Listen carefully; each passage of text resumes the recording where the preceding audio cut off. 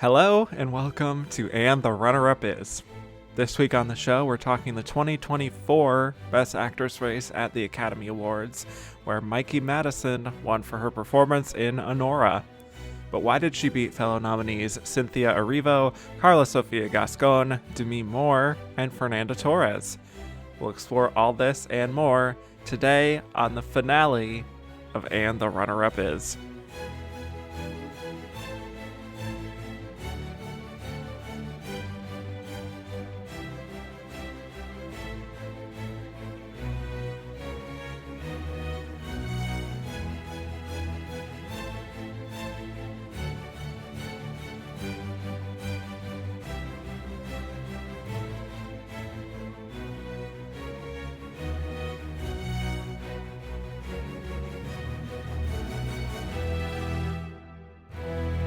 Hello and welcome back to And the Runner-Up Is. I am your host, Kevin Jacobson, here to talk about the 97th year of Best Actress at the Oscars, which covered the films of 2024.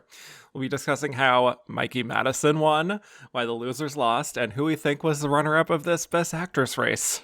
This is it, folks. Can't believe we're here. My guest today, I'm so excited to have back on to sort of bookend this series. He joined me for the very first episode of the Best Actress series, and then another episode about halfway through covering the 1973 lineup, and now here he is right at the end here covering this year's very exciting Best Actress race with me and closing out this series with a bang. Writer of his blog The Awards Connection, welcome back, the wickedly talented Andrew Carden. Thank you, Kevin. Yes, we started with an icon and a legend, Ms. Louise Dresser, and we're going to finish. We're going to finish with another icon, Mikey Madison. Wow. So, I very much feel like Bette Midler when she did the final Johnny Carson episode. So she won an Emmy, so I'm hoping that this gets some Emmy consideration. For your consideration, for sure. Yes. Awesome. Well, before we talk 2024, let's talk Best Actress as a category, our favorite topic. On your first episode, you told me, of course, that your favorite Best Actress win of all time was Shirley Booth for Come Back Little Sheba. I assume Legend. Nothing has changed, right? No. Yep. All right. And then on this second episode, you told me your favorite lineup in this category of all time was 1978, which was, Jane Fonda's second win for Coming Home. We had like Ingrid Bergman in Autumn Sonata, Geraldine Page in Interiors, Jill Clayburgh in Unmarried Woman, also the other one.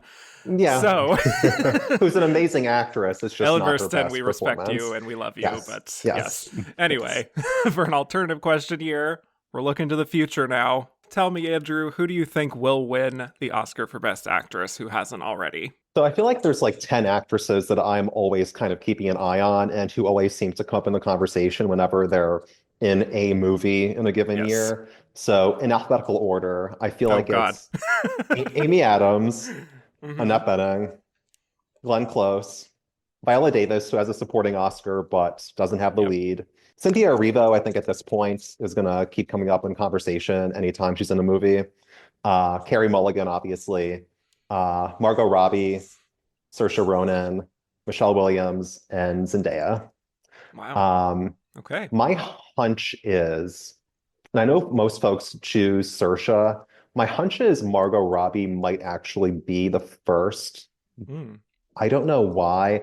For some reason, Saoirse just strikes me much like Amy Adams, and I suppose Annette Bening too, to be a potential perpetual bridesmaid.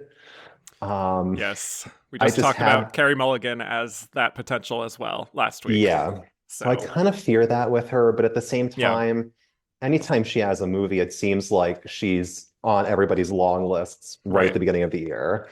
And I think Viola's going to be that way too. I think, she's pretty selective, and I think even though she has a supporting Oscar, I think there is definitely a hunger to give her or any Black actress that Best Actress Oscar. Right. And she's so well liked in the industry. So my gut is Margot Robbie, who I think is just so versatile and has shown a penchant for, deglamming on occasion. I feel like she could easily grab the ideal role and end up a Best Actress winner within the next decade.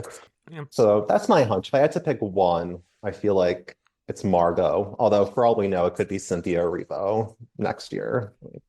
Yes. And for all we know, it could be Glenn Close. It could be. It really could. My hunch is still that Glenn is likelier probably in supporting. I would agree. Yeah. And it could happen for the new Knives Out. And it sounds, we don't know a lot, but it sounds like a potentially juicy role. Yes. So, and I'm sure she will be doing the most with that. Oh yeah, so much scenery chewing. Yes. So, delicious. Yes. Well, that's a very good bet with Margot. I think that's very, very likely, honestly. And I think maybe the lack of nomination for Barbie might have a little bit of a narrative push behind it to maybe get her in for the next one. We shall see. If she does another I, Tonya type film, some kind of A24 project, I think she could just kill it. Or perhaps Neon. Yeah, it's true. Yes. They are the new A24. Yes, they are. Even though, as they say, their direct competition is Netflix. I just read that headline today. But okay. Anyway, yes. Well, for my other question, you said your most heartbreaking losses in this category were the joint losses of Glenn Close and Sigourney Weaver in 1988. Both of them losing to Jodie Foster for The Accused. And you said your most heartbreaking omission in this category was Mia Farrow for, I think, as you said, like half a dozen nominations over her entire years. Career. Her entire career is a snub, really. But you did ultimately narrow it down and said The Purple Rose of Cairo was the most egregious, which thankfully you were able to join me for an episode of A Woman Robbed where we actually talked about that performance, which was very fun. That was great. But now my question for you is, if you could personally have just one actress who could win this category in the future, doesn't even matter if it's even likely at this point, who would that person be? Yeah, so I made a top 10 for this as well. In alphabetical order. Yep. Yes. Jane Alexander. This is just the quintessential Andrew Carden list, just so you know. This is already so Andrew Carden coded. Joan Allen. Yes. Perfect. Angela Bassett. Even though she has the honorary. Annette Bening. Stockard Channing. Oh my God. Glenn Close. Mia Farrow. Marsha Mason. Marsha Mason. Oh. Kathleen Turner. And last but not least, the great Deborah Winger. Wow. Yeah. So many 80s legends there. We need to give these folks their Oscars while they're still active and with us and working. So like the youngins can all wait. Saoirse, you can wait. Zendaya, you can wait. We need to get Jane Alexander her Oscar. Yeah. Obviously, if I had to choose one, it's Mia Farrow. Of course.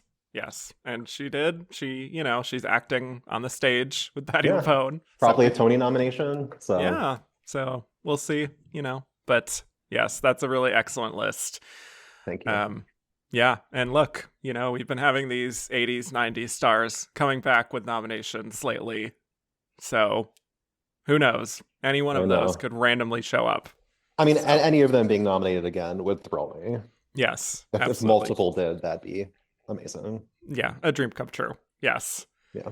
Okay. Well, let us talk about this year at the Oscars, the 97th Academy Awards. The nominees were Cynthia Erivo in Wicked, Karla Sofía Gascón in Emilia Pérez, Mikey Madison in Anora, Demi Moore in The Substance, and Fernanda Torres in I'm Still Here, with the winner being Mikey Madison. So before we break down these performances, Andrew, what are your overall thoughts on this lineup that we ended up with this group? Well, I think it's a very solid lineup overall. I think it was a really strong year for leading ladies on the whole. This wouldn't be my top 5, obviously, but I think it's indicative of what a kind of fascinating and kind of idiosyncratic year this was for leading ladies. And I mean, so this category has 2 musical performances. It has 2 foreign language performances. It has a film that's a body horror movie that usually would never be embraced by the Academy. So, I mean, at the very least, it's an unforgettable lineup, very memorable. And I don't think there's a bad performance here. I think there's one very bad movie, which is pretty obvious, at least in my opinion. But I don't think there's a terrible performance here. I know there's one very controversial nominee, but I don't think that's necessarily a terrible performance. I think it could have been an even stronger category. Obviously, there are other contenders here. This category not having somebody like Marianne Jean-Baptiste, I mean, that's just ridiculous. I mean, she Yeah. should be here. And we'll always remember this category for all the controversy and the hoopla around Karla Sofía Gascón's tweets and all of Crash and that. burn. Yes. So, I mean, this is going to go down as one of the most remembered lineups. Not necessarily one of the greatest, but it's still a very good one, I think. Again, not a bad performance here. It's funny, I think, in each of our races that we've covered, there has been one kind of clunker of a movie, and that's kind of been the theme. But not a bad performance. Again, I didn't think Louise Dresser was bad. Anna Shook comes in. It was just a bad movie. I didn't think Glenda Jackson was bad in Touch of Class. It's an awful film. And we'll get to Karla, but I think she's, decent in a terrible movie. So yeah. Emilia Pérez, the A Ship Comes In of 2024. It truly is. It truly is. Yeah. Well, first of all, I just want to say just how fun this series has been. I'm going to talk a little bit more at the end, too, about, this was a lot of work. Obviously, I'm not going to deny that. It was a major commitment doing this series, getting to be able to talk about hundreds and hundreds of actresses and performances and talking about how the Academy's changed and also in some ways stayed the same with their tastes and how that has been kind of reflective of, broader cultural trends at times. It's just very fascinating to me. And this is such a great year to end on, I think, because it really shows how far we've come since the days of Janet Gaynor and Louise Dresser and Gloria Swanson. Like, we have this revisionist story of the Wicked Witch of the West. We have the first ever transgender nominee. We have this super explicit body horror performance, like you said. We have a rare Brazilian nominee. And we have the winner, who is just giving this big sort of brassy performance that's going to places that would have been unheard of in the golden age of Hollywood. So some might say that's a bad thing. Like, you can imagine like certain people in that era looking at today's nominees and being like, oh my God, what has become of Hollywood and culture? It's just so much. But, I think this is a good thing that the Academy has definitely opened up their minds about these things and seeing the broad scope of what makes a good performance. Yes, obviously many of these nominees had studios behind them that sort of propped them up through award season, but I do think it's cool that these are the performances that spoke to people more than the more traditional stuff that was also in contention for some, previous nominees, for example. Yeah. I think in a different era, somebody like Kate Winslet and Lee would have been something of a shoo-in and would have gotten nominated everywhere. But the membership has just changed so much that it's really going to be a struggle for kind of like a middle of the road film like that to get through. True. And you think of Angelina Jolie and Maria, who seemed like such a sure thing even earlier this season. But as it went along, it became clear that just the passion was not there. So yeah, we got 4 out of 5 first-time nominees, which is always exciting. And then the other one, Cynthia Erivo, is still kind of becoming a star, and this role kind of gave her that more widespread stardom. So, yeah. Plus, how cool is it that we're ending in a place of all 5 Best Actress nominees having corresponding Best Picture nominations? I know. Which is so rare. Like, we had so many years we talked about where we were lucky to get 1 or 2. Is it the first time since 77? Or was there another? Yes, it is. Okay. No, that is. Yep. Yeah. So I'm really excited to talk about these performances, some more than others, and exploring how Mikey won this. So I think it'll be fun to discuss all of these. Yes, for sure. Yeah. Indeed. All right. Well, let's start off with Cynthia Erivo in Wicked. So Cynthia Erivo gets her second Best Actress nomination here, third overall when you include her original song nomination for Harriet. We last talked about her in 2019, of course, for her performance as Harriet Tubman. And with this nomination, Cynthia is only the second Black actress to earn a second Best Actress nomination after Viola Davis. So in between Harriet and Wicked, Cynthia did a bit of television, including The Outsider, and she also played another famous figure in Aretha Franklin on the miniseries Genius Aretha, for which she got nominated pretty much everywhere with the TV awards. And in film, she had a few smaller films like Chaos Walking and Needle in a Time Stack. She played the Blue Fairy in Robert Zemeckis' Pinocchio. Do people remember that? Well, now you do. So she starred in an indie movie called Drift. She was in Luther the Fallen Sun. Plus, she also got another Tony nomination in 2023 for producing the play Fat Ham. But in terms of film, nothing really came close to getting her another Oscar nomination until Wicked. So a lot to talk about with this. This is, of course, an adaptation of the smash Broadway musical of the same name, which debuted on Broadway in 2003, which is itself based very loosely on the Gregory Maguire novel Wicked, which is a revisionist origin story of the Wicked Witch of the West from The Wizard of Oz. So this story delves into how the Wicked Witch, here named Elphaba, may not have been wicked after all, and how she was a student born with green skin, attending Shiz University, where she met Galinda, who would later become Glinda, the Good Witch, and it explores their very mercurial friendship as roommates as Elphaba develops a real gift for honing her magical abilities and becomes an asset for the Wizard of Oz. So obviously this is a big role, with the original Broadway actress Idina Menzel winning a Tony for her performance here.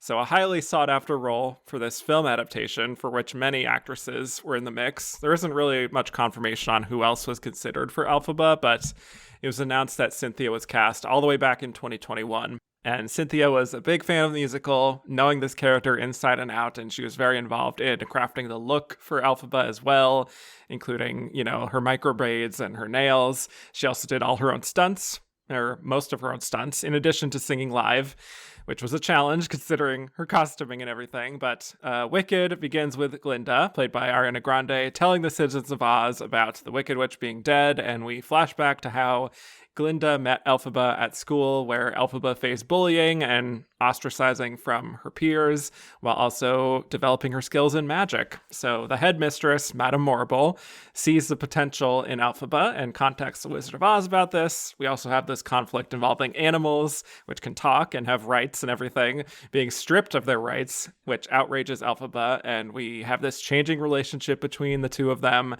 So anyway, a lot going on here, in addition to the fact that this is only part one, with a second film coming later this year as of this recording.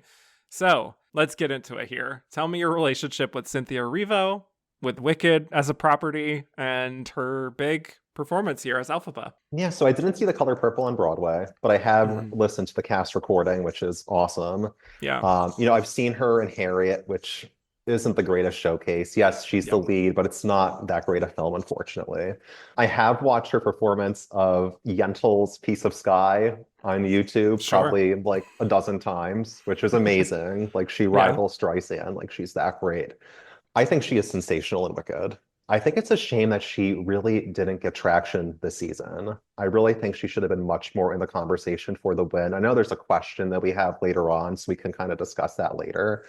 But I think she's right up there with the best in this category. I actually saw the original production of Wicked with Idina Menzel and Kristen Chenoweth, and I honestly, at the time, didn't love it. I haven't seen the production since then.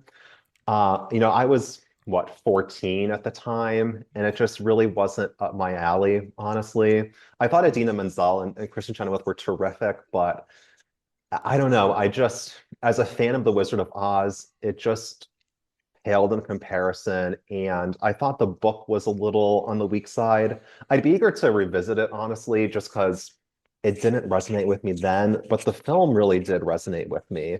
And I think it's basically the best possible version of it. And I think obviously the heart and soul is both Cynthia Erivo and Ariana Grande, and they're both fabulous. They have such a wonderful chemistry in it. I think that John Chu, while I don't love all of his directorial choices in the film, I think he does such a great job of just letting Cynthia Erivo do her thing and sing and just inhabit this role. She is just the ultimate Elphaba. I think the film is engaging and riveting anytime she's on the screen. I think she is incredible in all of her solos. I think she's awesome in The Wizard and I. Obviously, Defying Gravity is amazing. I love her rendition of I'm Not That Girl. I think that's so moving and beautiful. I just think it's going to go down as like the quintessential portrayal of Elphaba, even if she doesn't have the Oscar while Adina won the Tony. I just think this is a performance that resonates so much. Again, such fabulous chemistry with Ariana, with Jonathan Bailey. It's just such a wonderful performance. And I think, again, John Chu, I don't love what he does with all the ensemble numbers, which I think are a little bit kind of haphazardly filmed and chaotic in a way that I didn't love. But when it's just a solo number and it's just Cynthia on the screen belting it out, it's just pure movie magic. Hmm. So I really love this performance. Wow. I love it. Yeah. Yeah. Well, I'll say for me that I was very familiar with Wicked before seeing this. I had seen it on Broadway, not with Adina and Kristen, but I think it was in like 2017 that I saw it and really enjoyed it. Not the best show I've ever seen, obviously, but the Did songs you are see great. Rue McClanahan as Madame I Morrible? did not. I wish. Oh Oh. my God. Or like I wish I Carol could have. Kane, You that would have been did? great. No, Oh, not with Carol Kane. Like I oh, wish I did. yeah, Um, yeah. but anyway, songs are great. I do like the story. I had also read the Gregory Maguire novel, which is quite a bit different, far less joyous, much more adult, and also much more of a kind of political text, which surprised me at the time. I had not been warned about that. And I imagine younger people reading it now who don't quite know about that and some of the more mature themes there may be a little surprised when they try to read the book. But anyway, was very cautiously optimistic about this adaptation. I felt for a long time, even before I'd even seen the show, that this would be such a no-brainer to adapt to film, and I'm a little surprised it took this long. But yeah, I was a little annoyed with the release strategy of splitting it into two movies. I know there's a lot going on, but I think it probably could have been done as one, maybe like with an intermission, like with The Brutalist. Just have it be like a full event, 3.5 hours maybe. So, with all that said, I had a lot of expectations for this, and it was the kind of thing where I went into it sort of wanting to see how it was done rather than seeing it as, or like experiencing it as a story necessarily, since I already knew everything that was going to happen. But cinematography aside, I really liked it a lot.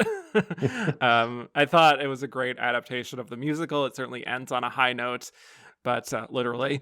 But I thought the costumes, the production design, the makeup, really top-notch work. But it is really what resonated with me is these two performances here with Cynthia and Ariana, who really just seem truly born for these roles. Just so well cast. I think Cynthia is just an actress who really projects a kind of humbleness and a strength and a stoicism sometimes, like simultaneously. And that's really who Elphaba is for a lot of the film. And I feel like you can really feel how she is taking the responsibility here of playing a very iconic Broadway role very seriously and thoughtfully.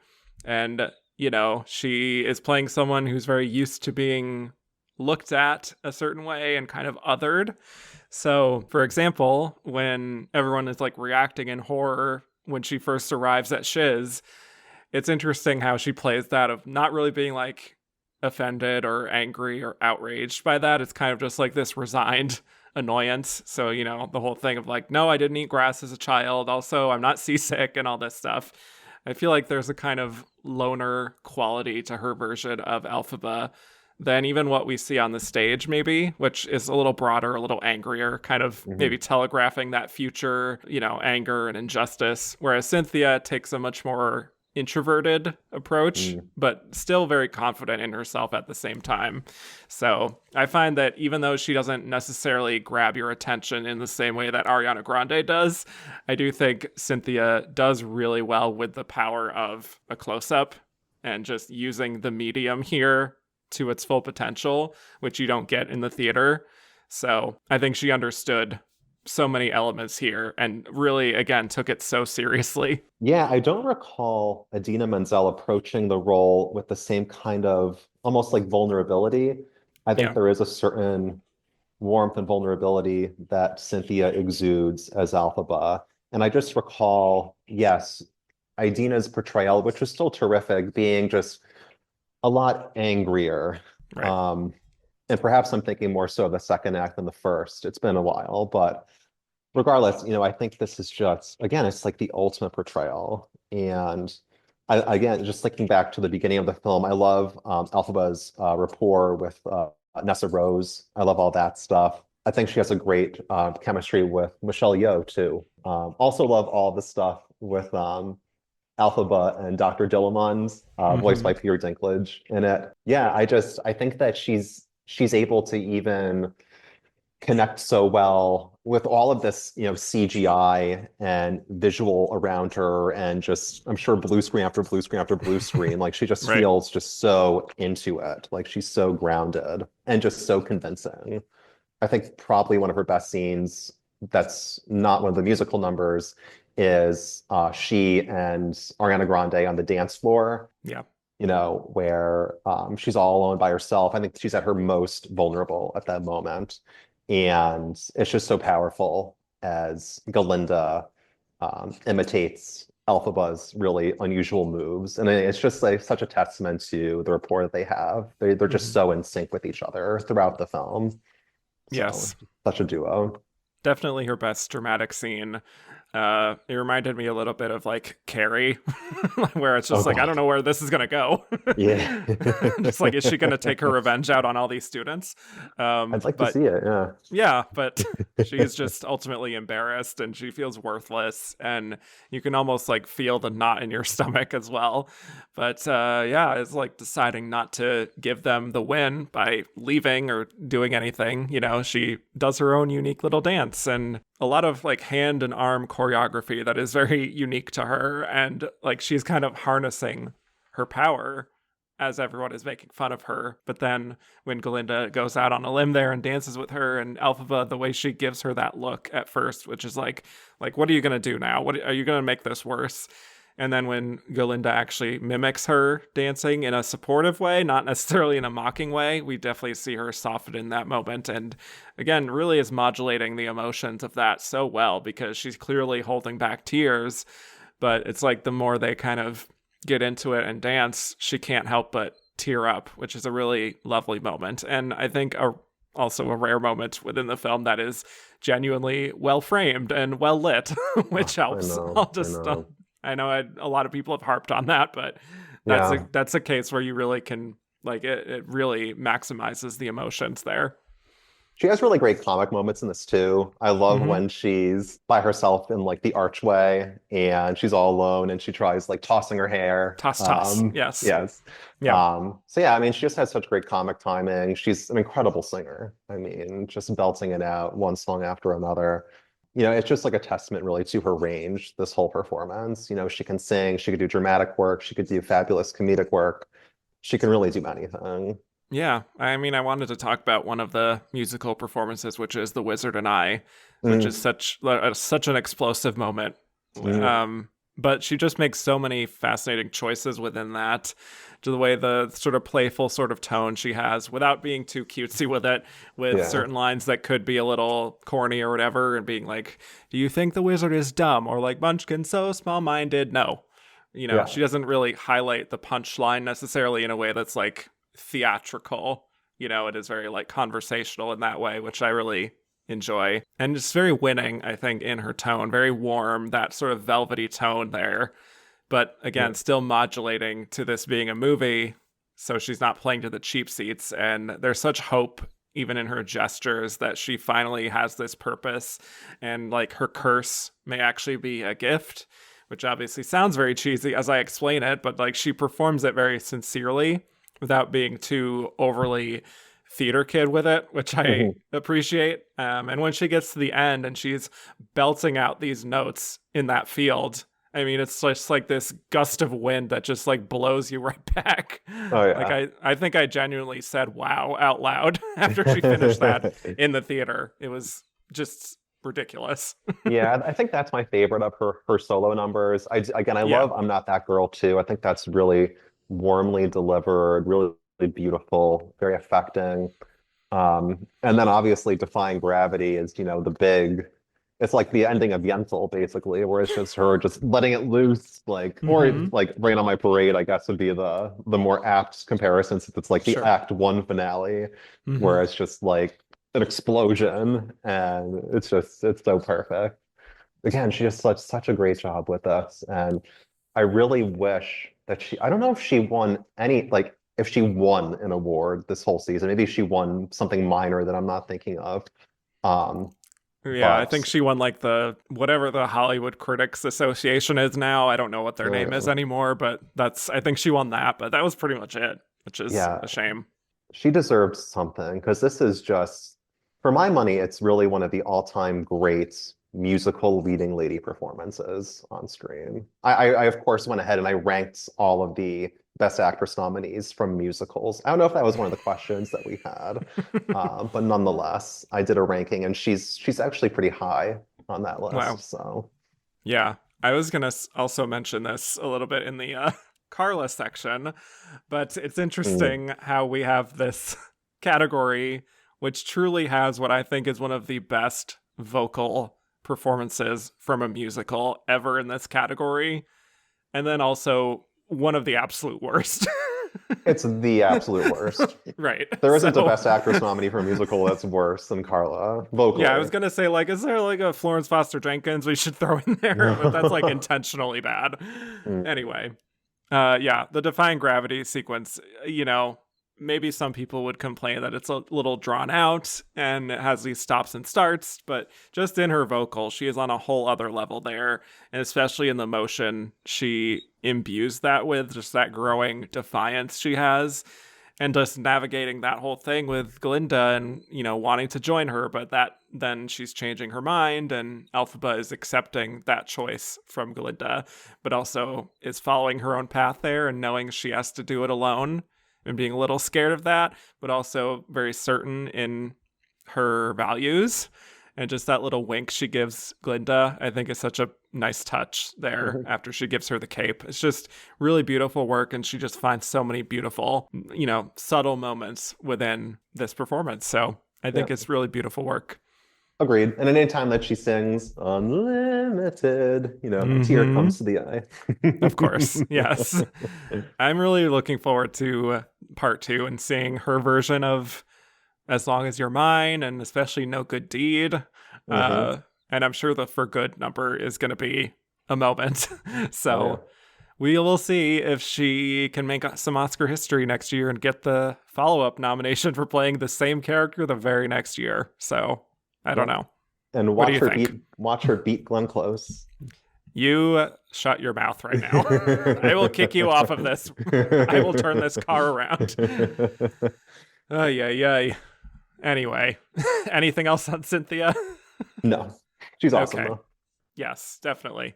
Okay, let's move on to our next nominee, Karla Sofía Gascón Oh in boy. Emilia Pérez. Okay, so Karla is getting her first and last Oscar nomination here, perhaps. You never know. You You never never know, I know. suppose. But yeah, so much to discuss here. Karla, of course, making history as the first openly trans person nominated for an Oscar in the acting categories, and doing so in lead rather than supporting, I think is certainly significant. But yes, Karla Sofía Gascón was born in Alcobendas, Spain. She first expressed interest in acting as a teenager and got involved in puppet shows and found success in soap operas in Spain and telenovelas in Mexico. And she took on a handful of film roles over the years, was presenting as male through the late 2010s until 2018 when she released this magical realist memoir and came out as Karla Sofía Gascón and completed her transition. So following that, she appeared on a Mexican teen drama called Rebelled, before she was ultimately cast in this title role of Emilia Pérez, which is a genre-bending crime musical drama directed by Jacques Audiard. So this was originally going to be with younger characters in the film for Emilia and Rita, who Zoe Saldana plays in the film. But once Karla auditioned and Zoe expressed interest, they convinced Jacques to reconfigure the story a little bit with older characters. So, how to sum up Emilia Pérez? I'll do my best here. Good So, luck. Yes, thank you. The story begins with Zoe Saldana as Rita, who's an underappreciated attorney working in Mexico who gets a mysterious call from some figure asking to meet with her for the chance at millions of dollars. So once she does, she discovers it's Manitas, played here by Karla as well, a drug cartel leader who wants to fake their own death and have gender confirmation surgery and live life as a woman, and is hoping that Rita will find the right surgeon to help her with that. So she does, and 4 years later, Rita meets a glamorous woman at a restaurant who introduces herself as Emilia Pérez, who turns out to be the old Benitez. And she wants Rita to help her reunite with her old family, including her wife, Jessie, played by Selena Gomez, and their 2 young children. So she arranges that, with Emilia pretending to be a long-lost cousin of Benitez, living with her old family in Mexico. So from there, Emilia also decides to turn a new leaf and make amends for her past violent life and creates a nonprofit to reunite families with their missing or dead family members. But things become complicated when Emilia struggles to keep up her deception with her family and her true identity, and everything just unravels. So, yes, I hope that summarized it good enough. But That was beautiful. thank you so much. I had to write most of that down because I needed to keep track of what the details here.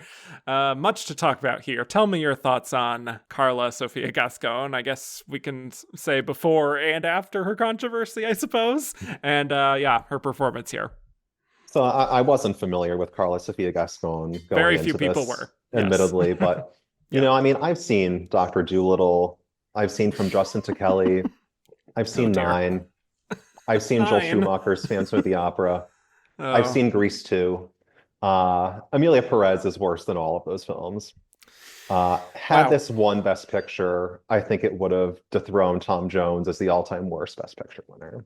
Wow. That all being said, I don't think Karla Sofía Gascón is terrible in this. I actually think she's decent. Um, Mhm. I think she has a very striking screen presence, and a really commanding screen presence. I think that when we first see her at the restaurant with Zoe Saldana, it's really startling just how ravishing and glamorous and gorgeous she looks. Like she has a certain movie star quality to her, I think. Mhm. Uh, Oddly enough, and this will sound very odd, she kind of reminded me a little bit of like an Anna Magnani throughout this. She has Hmm. kind of that Interesting. unique screen presence, very commanding, Hmm. a certain toughness to her, but Right. also a certain glamour to her that feels kind Hmm. of old Hollywood to me. It's just unfortunate then that she can't really sing and she isn't the greatest actress, unfortunately. Hmm. I feel like in a different film, she really could have thrived, but this is a film where there's not a single memorable song. There's really not a single good scene to be found, I don't think. It's so poorly directed, terribly written. It's edited in this kind of dizzying fashion that just works against all the performances. You're saying Um, all of these things that are also Oscar nominated, by the way, which is very oh, funny. oh, I know. Yeah, Um, it's just funny. yeah, it's such a god-awful film, and I think she actually manages to kind of emerge somewhat unscathed in the end. I think she has some good moments. And I think if not for the controversy, she actually might have gone on to an interesting career. And maybe she still will, who knows? Um, but yeah, again, I think it's a decent performance in a nightmare of a film. I would say I pretty much agree with that. Obviously, I had zero awareness of Carla before. Emilia Perez, for all I knew, she was essentially making her film debut here, and I feel like it kind of is. It is her first film as Carla and her first film presenting as her authentic self. And, I'm typically into that kind of narrative of the big breakthrough moment for someone who never had anywhere close to that attention previously. And I felt on my first watch of this movie that she had a great screen presence. And I said, even in my initial review, that she would have made for a great Pedro Almodovar muse, And I guess she maybe would have if things hadn't happened the way they did. But yeah, she does have a very evocative presence, a very expressive face. And I also think there's like a sense of humor there too. And just a bluntness that could be very well used in comedy. So now, knowing about her kind of heinous opinions about Islam and calling the Oscars an Afro-Korean festival and all these horrible things. I definitely have no desire to see her in anything after this, but I think it would have been different if even her apologies after those old tweets were found actually seemed genuine. But I feel like there was just a real defensiveness and an attitude of being like, I'm sorry if you were offended, rather than Yeah. actually truly owning up to it and, saying she didn't say certain things when it was plain as day that she did, and there was proof, and also these things weren't that long ago. So, anyway, that's really soured me on her and this film, which I didn't even feel was good to begin with. This was another rewatch, sort of like Blonde from a few episodes ago, that I really kind of dreaded. Yeah. This is a total mess of a movie, and so sloppy. And I think in what it's trying to cover, like especially like from the trans experience to especially the depiction of Mexico and the way it just drops certain plot lines, plus the foundational decision to make this a musical Hmm. when there is genuinely no reason to do so. And the songs we get are mostly tuneless and unmemorable. So yeah, it's just like, what am I left with? And I think one of my main issues is that for the first like 30 to 45 minutes, maybe, I think it is a very intriguing premise. The idea of like a drug cartel leader reinventing themselves and transitioning, but then still wanting to, reunite with their old family and try to like grapple with all these things. I do think that is an interesting concept. But the film from there just like totally shits the bed, I think, when it comes to actually exploring anything within that, and tries to tackle so many different things that I'm just feeling either numb or just annoyed or just like, I don't know, after so many, especially like the musical sequences and the ending is just a total mess. So this is a really, really rough movie. And I think it's hard for the actors to craft something coherent when Jacques Audiard is in such a hurry to just cram in all these different elements and just whip through this story. So I think Karla's doing fine work. Like you said, I don't think it's a bad performance necessarily, but I also at the same time kind of find myself at a remove from Emilia, and I don't know if that's on Karla or just the storytelling. She gets some good individual moments, like certain line readings that stick out to me that maybe we'll talk about, but I don't know if the overall performance really comes together, which is probably the fault of the writing. But even with Karla, I think there are some moments that feel a little bit like, oh, I can see how you came from telenovelas, if you know what I'm saying. Oh yeah, And yeah. also, like you said, the singing is not great, Bob. So, She has some decent moments. Like I like the scene. I like Emilia Perez's relationship with her children. I think that that mhm. relationship rings somewhat true. Yeah. Um, I'm actually quite moved by the scene where Amelia puts her son to bed and the son recognizes her scent, which I guess is, I think Papa is the song. Yes. And it's not a great song, but I think it's a genuinely pretty affecting moment. And it stands out because most of the scenes around it are just kind of unwatchable. Yeah. Um, and I think that the finale, it's a train wreck, but I think that she does have a couple moving moments with Selena Gomez, as Amelia reveals her true identity to Jesse and talks Mhm. like the intimate details of when they first met and their wedding day. I think that's actually quite moving. There are these individual moments, but they're just lost in this total sea of dreck. This film is just one god-awful musical number after another. And it's interesting. I might slightly disagree with you on the film's opening because I think that Carla's performance is actually at its weakest when she's portraying Manitas. I Yeah. think Well, I that would agree with that as well. yeah, there's kind of a campy quality to it. I don't know. Again, like if you consider camp to be failed seriousness, which is like the definition of camp, I just think that those scenes are just such a failure and just don't ring true. Yeah. And, she and Zoe Saldana they're doing their best, but they're just running on a treadmill to nowhere because this script is just so lousy. And the direction just is so aimless and all over the place, and the story is just never engrossing. It's wild to I don't know what the people at the Cannes Film Festival were thinking when they gave this like big acting prize. Yeah. Because yeah, I mean, I guess they all get an A for effort, but they're just so overshadowed by everything around them. And it's like the Oscar nominated song that Selena Gomez performs, like the work that she's doing in it might be okay, but it's filmed so haphazardly and it's lit so poorly. Just all of the technical aspects of this are working against the performances at every single turn.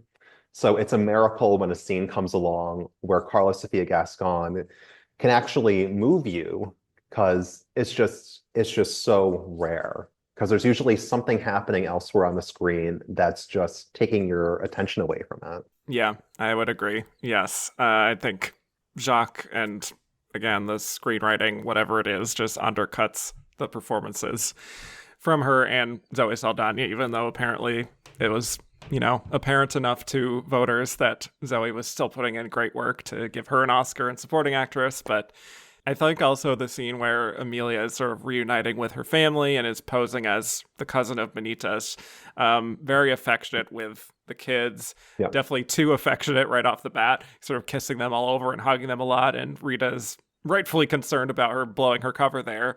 But it's interesting when we're kind of starting to add more and more to the plot, like with Jessie now trying to get back together with her old lover, and then the stuff with the mothers of missing children comes into play, and that is just spread very thin.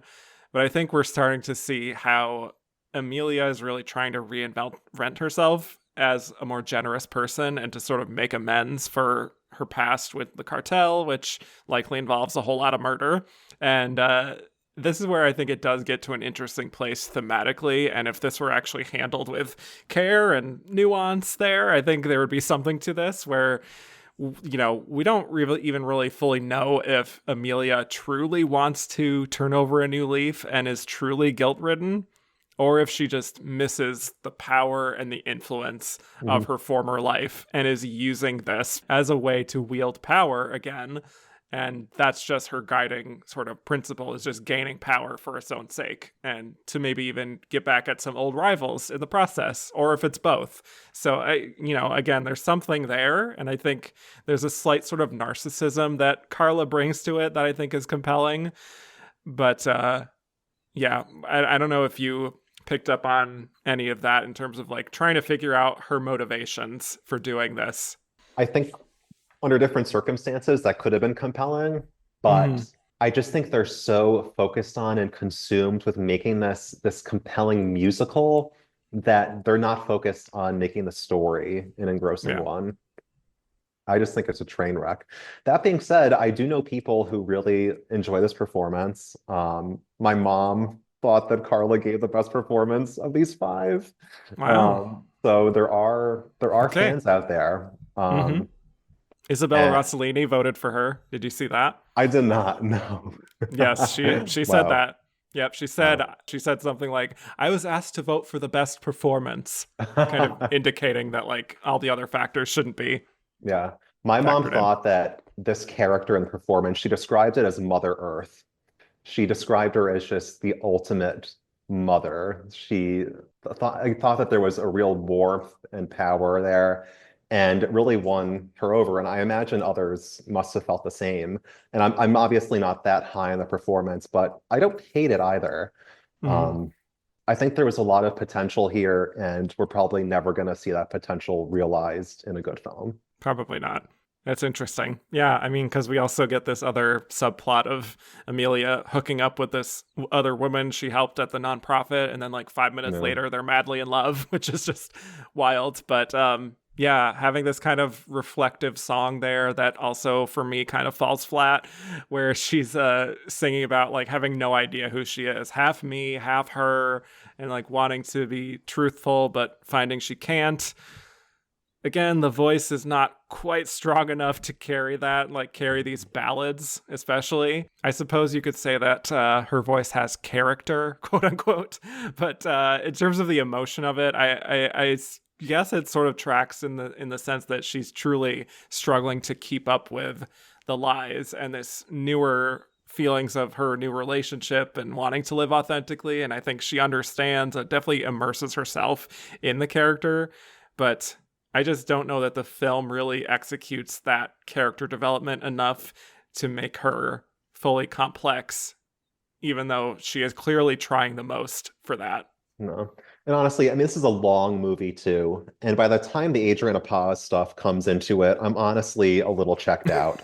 Yeah. Um, I admittedly had to, when I first watched this, I had to watch it kind of in chunks because it was just a tough sit for me.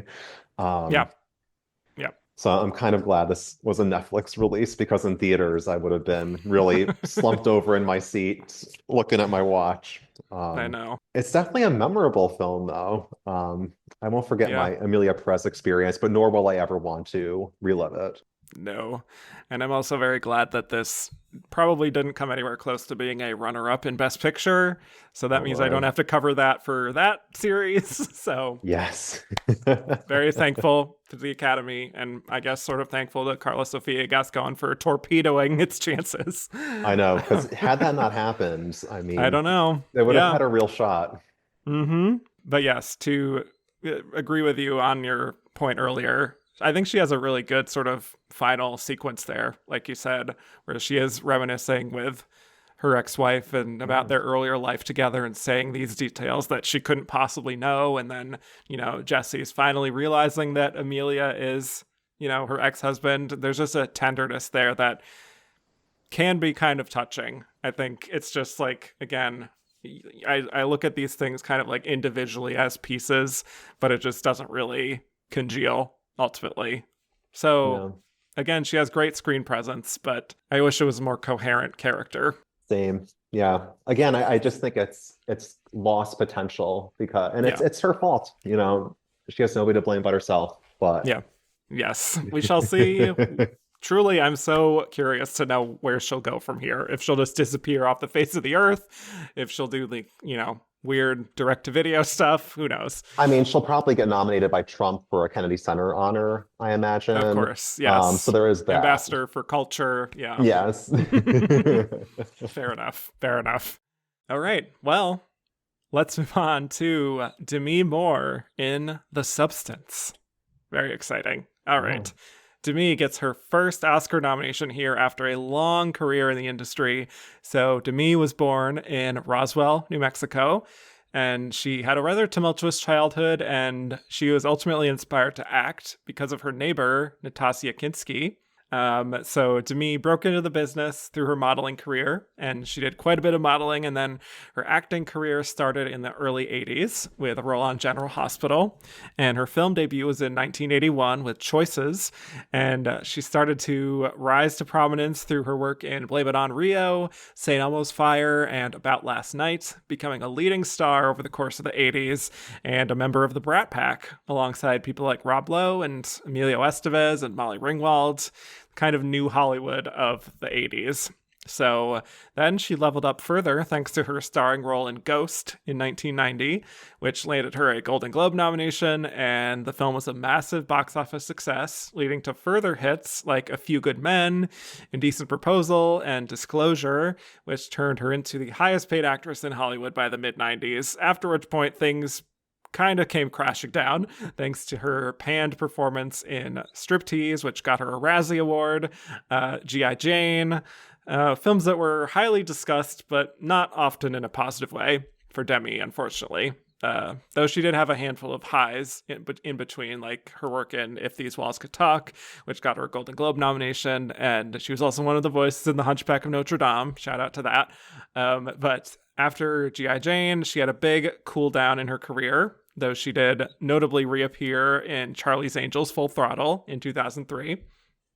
But her career in film was very sporadic from that point, appearing in a few films like Bobby and Margin Call that popped up a little bit in award season, but a lot of films that basically don't really exist from the 2010s onward.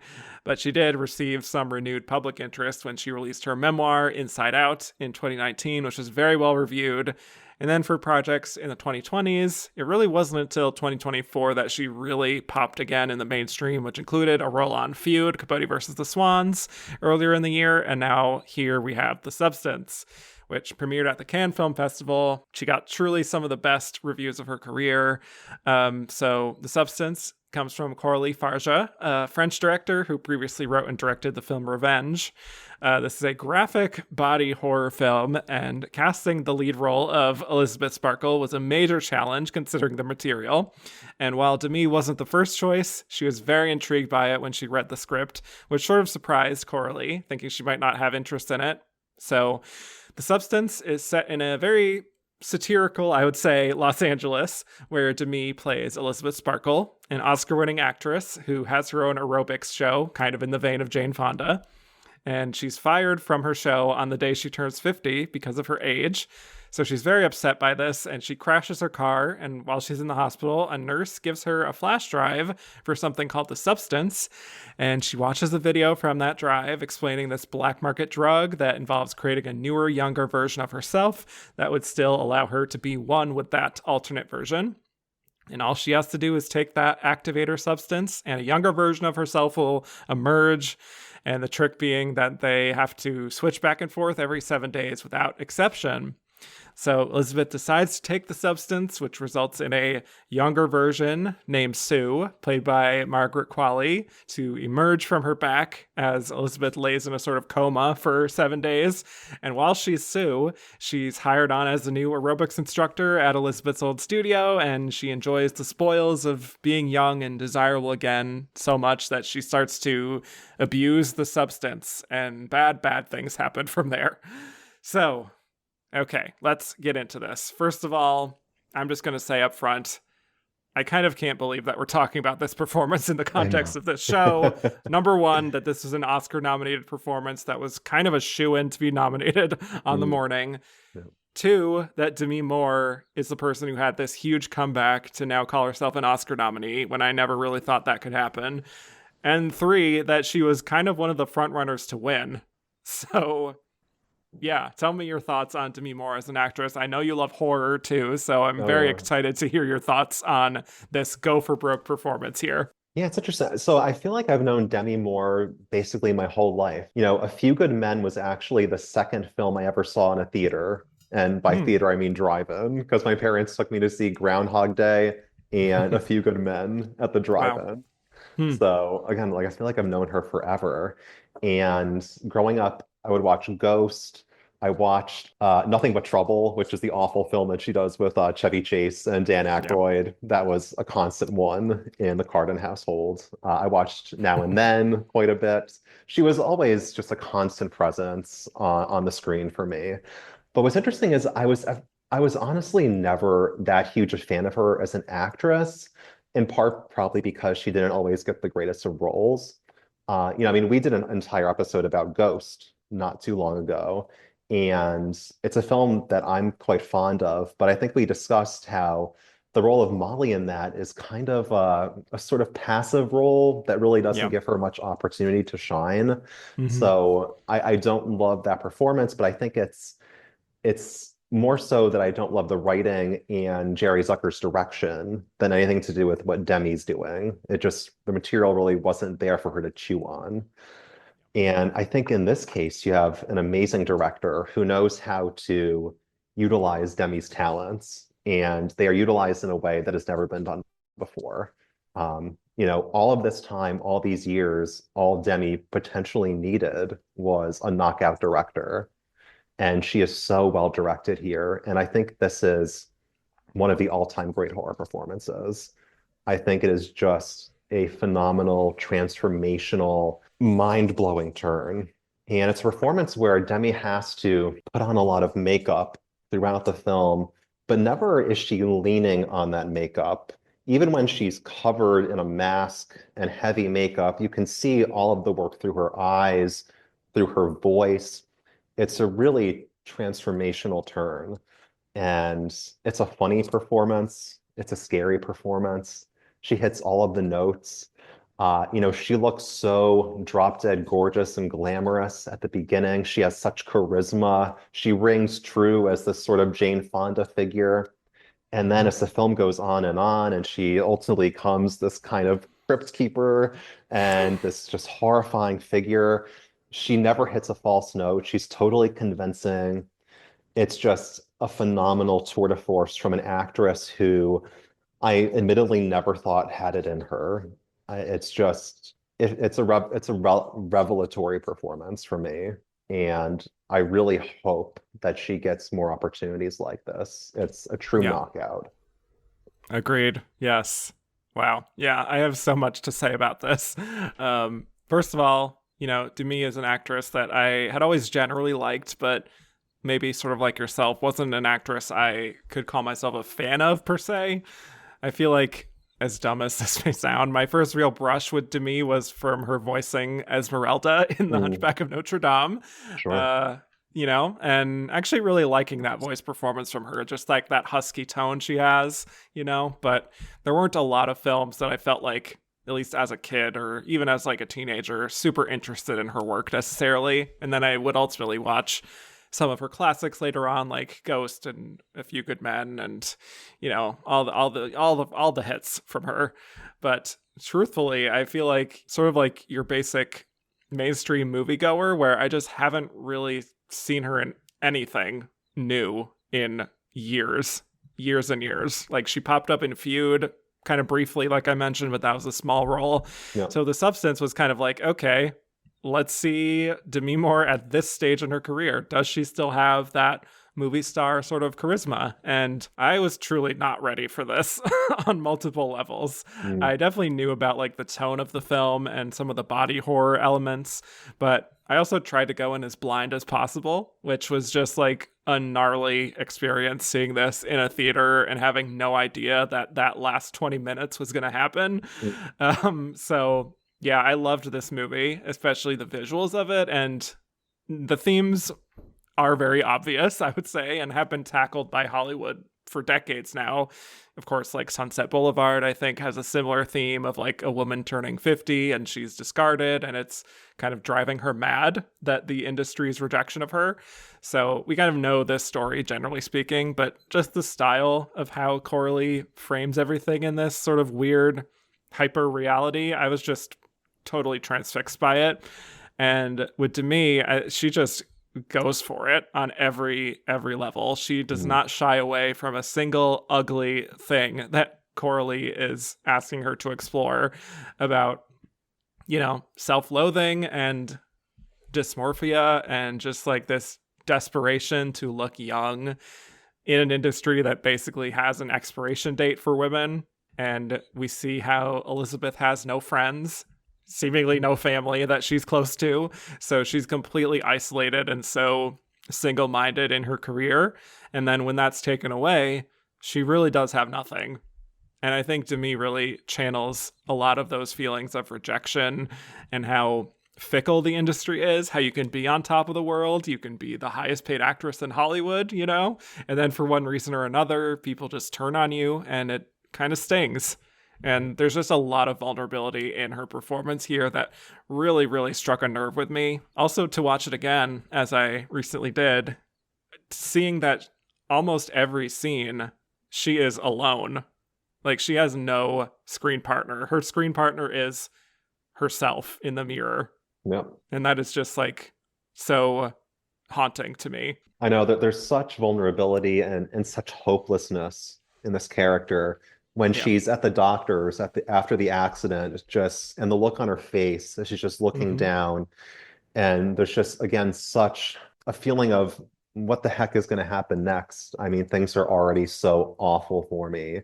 Mm-hmm. What is the path forward, especially in this industry?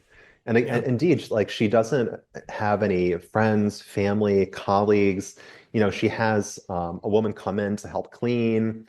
She has some interaction with Dennis Quaid, which isn't exactly helpful. Um, yeah, it's just incredible. And what's interesting is, Demi Moore typically plays these really strong-willed, forceful characters, in A Few Good Men, in G.I. Jane, or at least she's known for that. And here, again, there's a fragility, a vulnerability. It's a remarkable performance. And it's a performance that, it's a heartbreaking one, but it's often a very funny one too. She has a Yeah. lot of hilarious moments in this. And obviously this went comedy at the Golden Globes, which I think is a little bit of a stretch, admittedly. But there are moments in this that I thought were among the funniest of the year too. I think Yeah. that her back and forth with Fred is funny, um, Yeah. even though it ultimately results in one of the most heartbreaking scenes of the film. Hmm. So there are moments here. Again, it's a testament to her range, which was so rarely showcased. Because often she would just get these roles, even if it was in a decent film like Ghost or A Few Good Men, that just didn't really give her much to do. Hmm. Often it would be the men around her who got the real juicy stuff to work with. But here, it's all her and Margaret Qualley, and both of them are just on fire. Yeah. And I think she is really good in even those beginning scenes of like her sort of placating that old high school classmate when he goes up to her and is like proposing this idea to get coffee Mm. together. And we can assume maybe that she's been through this sort of thing many times in her career and she knows to be polite, but not too engaging to the point of leading him on, even though he does end up giving her his number. So I feel like even though there is also like an elusiveness there to the actual specifics of Elizabeth and her backstory, which a lot of people talked about, that it is kind of deliberately vague. I think she does inhabit the character with enough detail to where it's like she is kind of cold and distant at times, but also she lights up when the camera's on her. And there's just also a real seriousness to her demeanor and a bitterness. And some of this may explain why she maybe doesn't have a lot of friends surrounding her, or if she does, they are distant and she doesn't really keep in touch with them, likely because she's so dedicated to her career. And that lack of warmth in her life and that fulfillment is another reason we can assume that she is so willing to undergo this treatment. Because if her whole life is her work and her work is her physical appearance, then the idea of the industry rejecting that kind of means that they're rejecting her. And she takes that to heart and she takes that personally. And I think even without much dialogue there, I think she does communicate so much loneliness and self consciousness that even though you're like, girl, what are you doing? Like, this isn't going to solve your problems. You also do understand why she would ultimately do it, which I think is important. Yeah, I mean, and there's a lot of great silence from Demi in this. Everybody's been talking about the mirror scenes, but I mean, it has to be said they are amazing mirror scenes. Yes. Yes. Um, just looking at herself in the mirror and often looking akin to kind of a sad clown. Mm-hmm. Yeah, Being with the able to, makeup. yeah, being able to convey everything through complete silence and without having to even make obvious expressions. Like a lot of this is just through her eyes. And it's remarkable what she's able to do here. And its performance just gets, I think, more and more compelling as it goes along, even as she gets more and more makeup, just because she's doing really kind of tricky and layered work with just the voice and how that progresses throughout it. And just, again, what she's able to convey through her eyes is just amazing. And this is an instance where, yes, the film has a lot of style to it and there's a lot going on around her, but it complements a performance. It isn't like Emilia Perez where it's distracting from the performance. Yeah. Um, so even when there's like just heaps of gore and crazy makeup and a lot of interesting camera work happening, it never distracts from what Demi's doing. There's scenes of great violence in this and gruesomeness. And yeah, your eyes are on the amazing Oscar-winning makeup work, but you're never looking away from Demi. And again, it's amazing. Like you never would have thought that she had this in her, which is a shame, No. you know. Yeah, I know.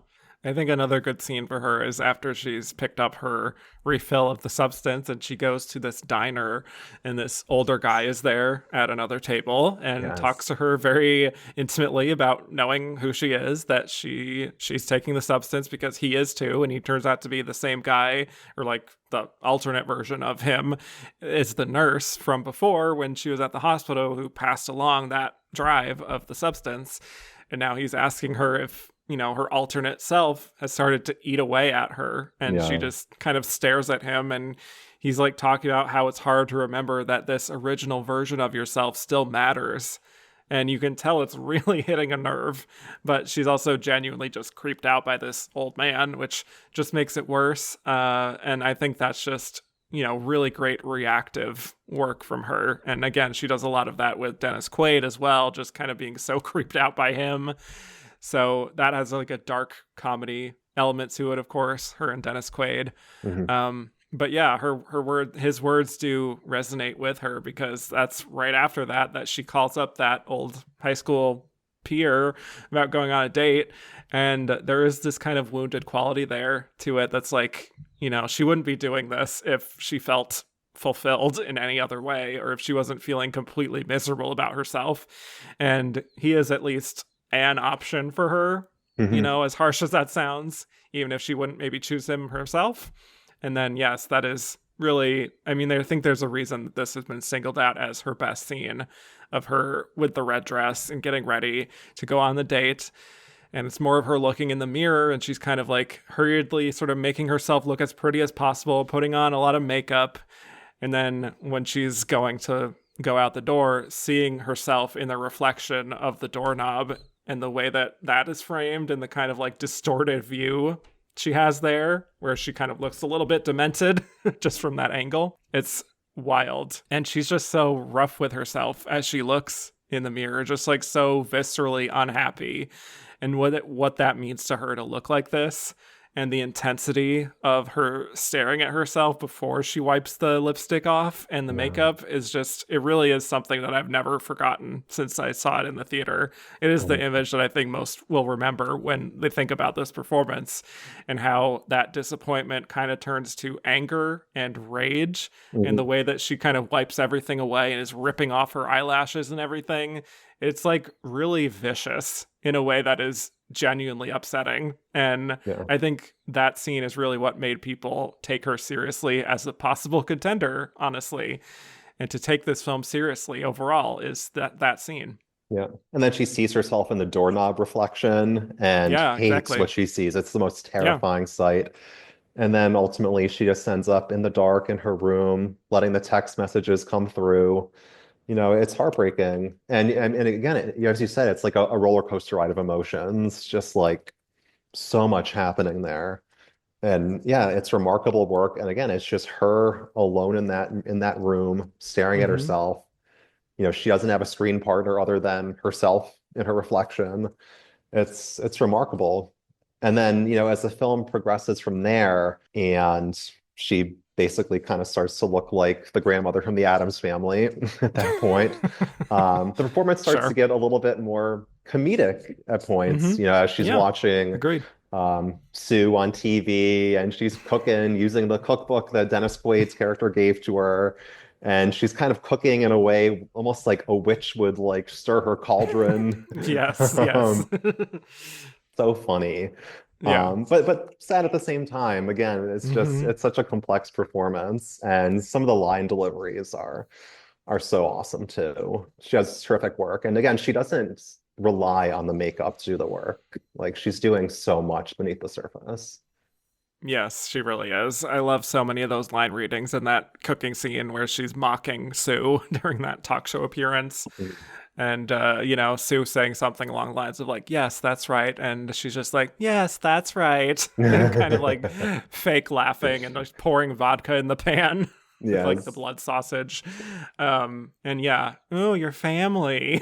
I Hmm. just think she really nails the comedy of that so perfectly, even though there's obviously a lot of insecurity beneath that, and ultimately some jealousy that she, as Elizabeth, doesn't really get to have that moment anymore, that it's been taken from her. And unfortunately, she's projecting her feelings about that onto this young girl who is also technically her, who is replacing her rather than the real enemy, which is, Dennis Quaid and all these shitty male executives, and just, how the culture is in Hollywood. Obviously, we have to talk about another great line reading when Sue refers to Elizabeth's show as Jurassic Fitness. Oh yeah. And Elizabeth is mortified, and she's just is screaming, come get your fucking Jurassic Fitness. I mean, listen, I know that people were up in arms about this competing as a comedy at the Globes. That is a scene where I'm like, okay, I kind of get it. Oh yeah, it is one of the funniest movies of the year, even though Yes. like I'm kind of on the fence about that category placement. But again, Right. there's also great sadness in that scene It too, is. when Yeah. she starts like slapping herself and she's like, "You're Mm-hmm. taking it all from me. Say it, stop it." And she's, physically harming herself. I mean, again, the range in this is just so back and forth and so great. And again, it's a miracle that this was nominated. This never would have gotten nominated in a different era. Never. Especially with an actress like Demi Moore, who, Right. a self-described popcorn actress. I mean, this isn't like Meryl Streep or uh, Katharine Hepburn or somebody who's like an Academy mainstay, one of the Yeah. great respected actresses of Hollywood. This is someone who I know we hate the Razzies, but was a regular at the Razzies. Someone who wasn't the most acclaimed actress, a critical favorite. You Mm-hmm. know, it's amazing, especially given the anti-horror bias that's been, pretty present with voters. Yes, absolutely. And it's such a physically demanding performance too, that I'm just like kind of exhausted by the end of it too for Yeah, her. yeah. And how we're seeing the abuse kind of continuing for like 3 months because Sue's been offered the New Year's Eve show to host, and she keeps abusing the substance to the point that it basically is draining Elizabeth of her fluid. And when Elizabeth does wake up again, finally, it's the day before New Year's Eve, and she's become this sort of like grotesque, balding hunchback essentially, and it is still Demi there. You can see in her eyes and in her mouth, like it's still Mhm. her under all that, and Yeah. it's a credit to the makeup team that we can still read her emotions even within all of that. And it's gotten to the point of her being beyond horrified, just like fully disgusted by herself, and also a very memorable image for the audience. I think just seeing her look at herself in the mirror and realizing what she's become, it's just a very sobering moment. I kind And of hated that they spoiled how she looks at the telecast. I know. I know you have to I saw showcase it that for too. for makeup, Yeah. but they Yeah. really like revealed that, and I Yeah. wish they didn't. I know. Um, I know. but I love when Yeah. she's the hunchback and Sue has her boy toy sleeping over, Yes. and she's just like, "Get the fuck out!" I mean, I can't even do her voice justice because she can I know. barely talk at that point. But Mm-hmm. yeah, again, the voice work is at that point. Her voice work is just so on point. It is. And the way she goes between the comedy and the drama, I think, is actually really remarkable because not long after that is when she's ready to just terminate Sue, but Hmm. she just can't bring herself to do it. She has this like mini crisis moment when she's looking at Sue and is like, I need you. I need Yeah, I myself. know. You got to get ready. It's our big night. I And like know. this tiny little moment of grace that she gives herself. That's kind of being like, we can still do this. It's not too late, which is just really, really sad because she truly can't stop. It is like ultimately this also metaphor for drug abuse. Ultimately, like she truly Yeah. cannot get past this. And then when Sue ultimately does wake up and sees what Mm-mm. Elizabeth tried to do, and which is terminate her, they have this very visceral kind of knockout, drag Yeah. out fight, and Sue ultimately kills her.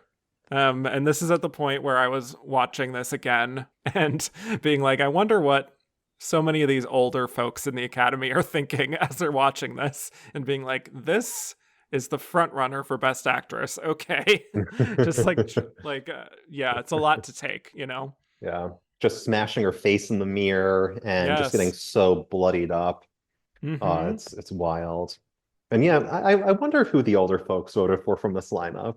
Yeah. Like the Hard to say. real older folks. I imagine Fernanda probably took most of Probably. them, but I could be Yeah. wrong. Or Cynthia, Yeah. maybe. But then, of course, by the end, Elizabeth has died, but that's not truly the end for Demi because we're like seeing her face within the big monstro Eliza that has Yes. been created. And I also think like even though it just becomes fully ridiculous by that point, there's something quite striking even in her expressions within that. There That's just is. like I am so like out of control of this situation, and it's like It looks like terrifying. she's like suffocating, like she's out of Yes. breath and just dying for air. Yeah. Um, Eyes bulging, yeah, mouth wide open. Like it's really gnarly stuff. yeah, So, yeah. And then, of course, there's the final shot of all final shots. yes. After Monstral Sue has exploded into viscera. And yeah, her face just kind of crawls out of that and just kind of melts into her star on the Walk of Fame, you know? Yep. I have never seen anything come close to this in the Best Actress category. And again, I think back on Janet Gaynor and all of our girls from the Golden Age. And I'm just Yep. like, I cannot believe how far we have I know. come I with know. the I Oscars. know. Yeah, to think that I think was the first horror performance nominated, like Nancy Kelly in The Bad Seed, I guess you could Yeah, argue. yeah, pretty So much. from Nancy to Demi. What a journey. So that's the substance. That's to me. Amazing. It's incredible. Anything Yeah. else before we move on?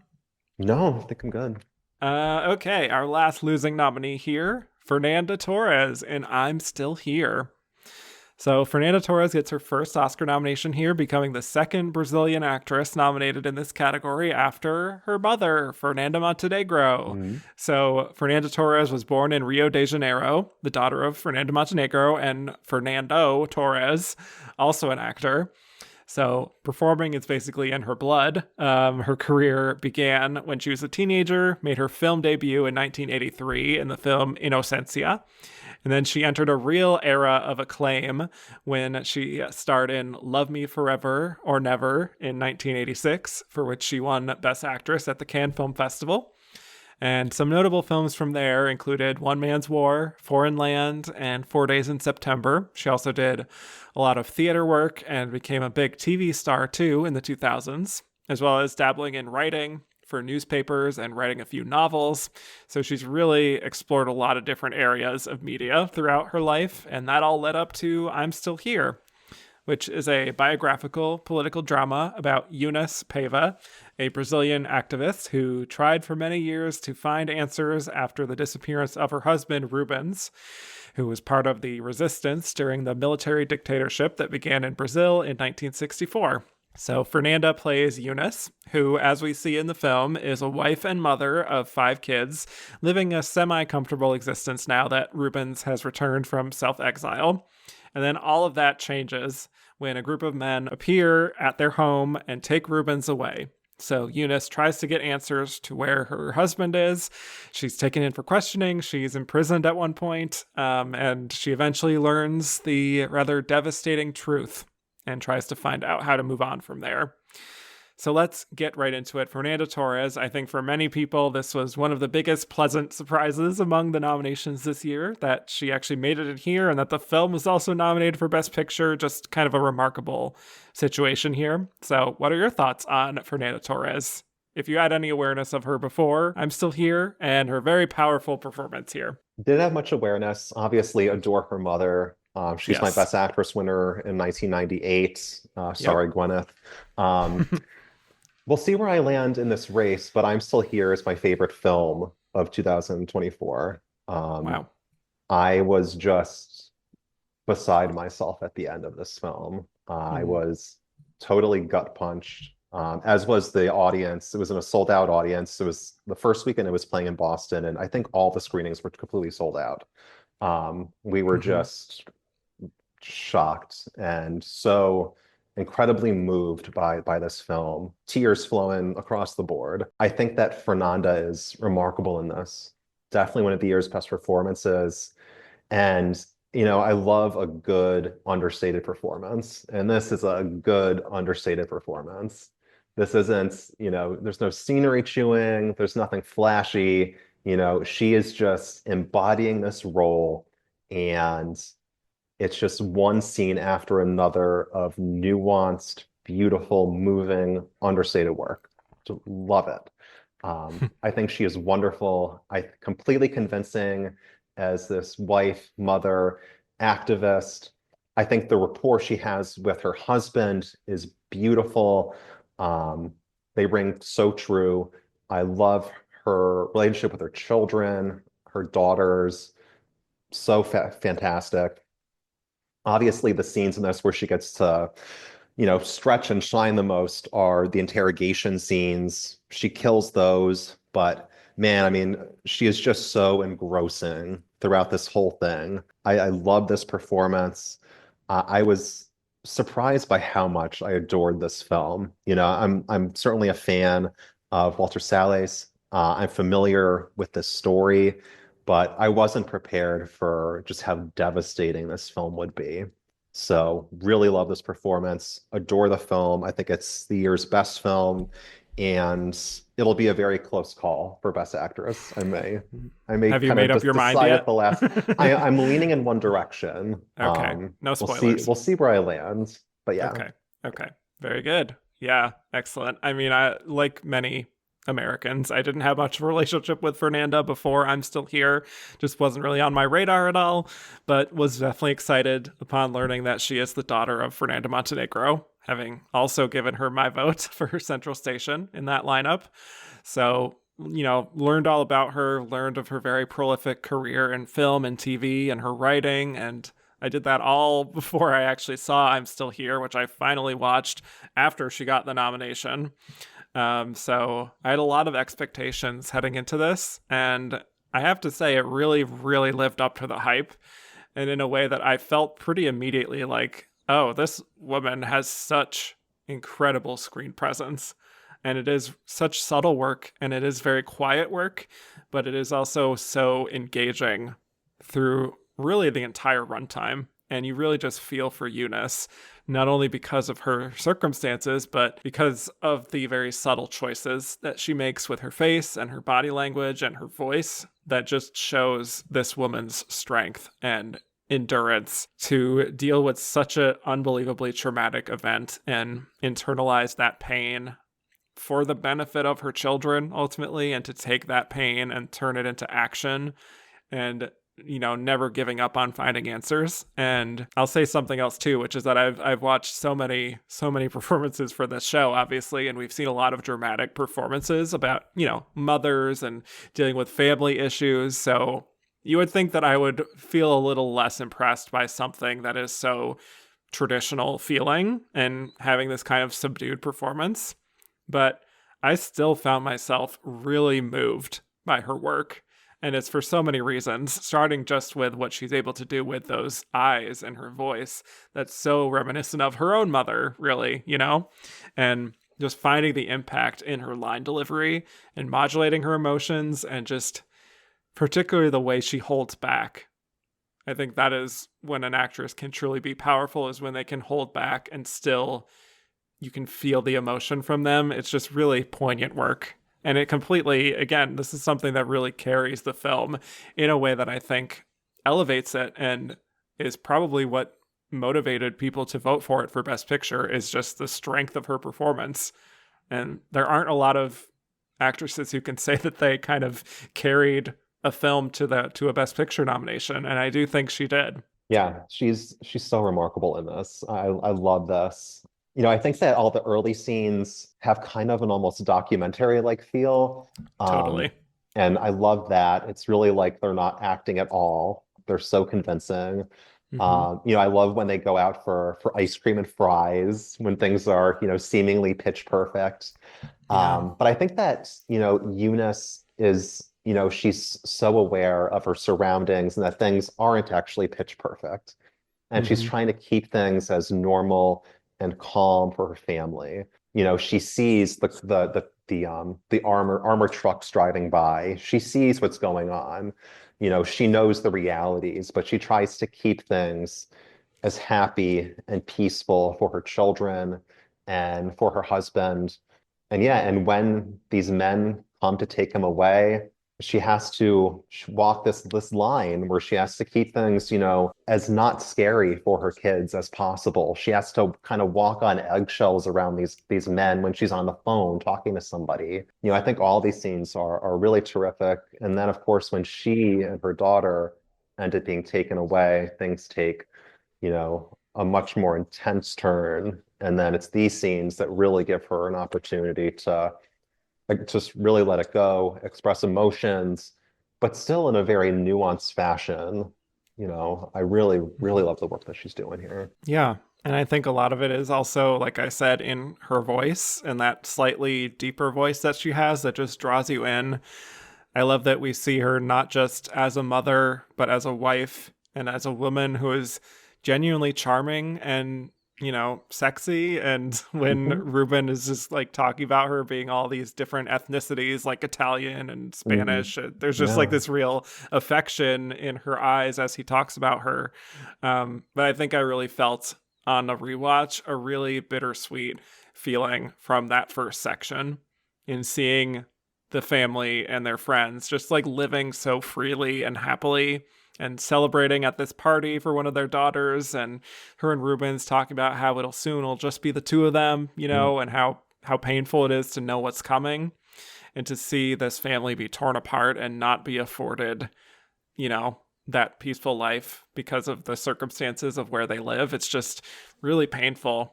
But then you can see where Eunice's strength really comes from there because of what's been taken from her, really. And when we do have that incident of Rubens being taken away by those men, I notice again I've noticed so many different things on the rewatch here of she's really making such deliberate eye contact with Rubens to sort of get some kind of like assurance from him that like it'll be okay and that this is temporary.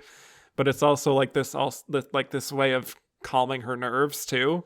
Yeah. And then when it comes to like protecting the kids and making them feel safe and not freak out about the dad missing, I appreciate that she really keeps that sort of like stalwart energy because she is obviously scared and she's, making these deliberate moves to not rock the boat with these men now that they've kind of invaded her home, and how they're sort of making sure the family doesn't try to escape, but Yeah. just how she speaks to her kids. It's very Yeah. calming, very measured. She tells the kids that these men aren't going to be here in the morning. Well, she doesn't Yeah, know if they're actually going right. to be there in the morning. She has to project strength, which she's Yeah. so great at doing. Yeah, I feel like another actress might have even telegraphed the fear there in a less subtle way, perhaps. But I think this just feels like a much more believable approach to how probably the real Eunice may have actually conducted herself in this situation. Yeah, I don't know. again, it rings so true. And It I think a does. documentary on this subject obviously would be super compelling.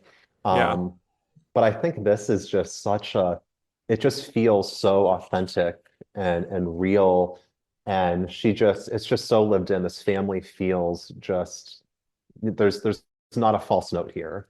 Um, and again, when Eunice gets taken in, Mm-hmm. she's initially trying to continue to project strength to the interrogators, but as they break her down over and over and over again until she finally starts to deteriorate a bit and she gets frustrated. There's the fragility starts to kind of set in, the exhaustion. She's put into a cell. They really do all that they can to put cracks into this woman who has tried so hard to just hold it together and pretend that everything is okay, at least to those around her. Yeah. And for herself, I think too. Yeah. And there's so many emotions there, even as she's sitting in the cell there of being like, she's hearing screams from another place, there's sadness, it's definitely anger, but there is a resolve there too, and kind of a stubborn will to survive that she's able to reflect just with the look on her face. And then when she finally gets home and she's looking in the mirror, speaking of great mirror scenes, I know, just yes. that kind of like empty sadness when she's finally home and her face looks so weathered, and she finally takes a shower. Like it's really really heavy stuff. Yeah, that scene is, I mean, talk about vulnerability. Yeah. She really puts herself out there, and it's Eunice, she's like intensely scrubbing her body to just get rid of everything, to just Mm-hmm. get rid of this entire awful experience. She's like scrubbing under her nails and Mm-hmm. um it honestly, I mean, this is a terrible comparison. It almost kind of reminded me of when Sissy Spacek comes home from the prom and is like trying to scrub everything off of Okay. her, the Sure. blood and all that. Um, Yeah. but yeah, just such a Yeah. vulnerable moment. Man, there's a lot of great mirror scenes this year.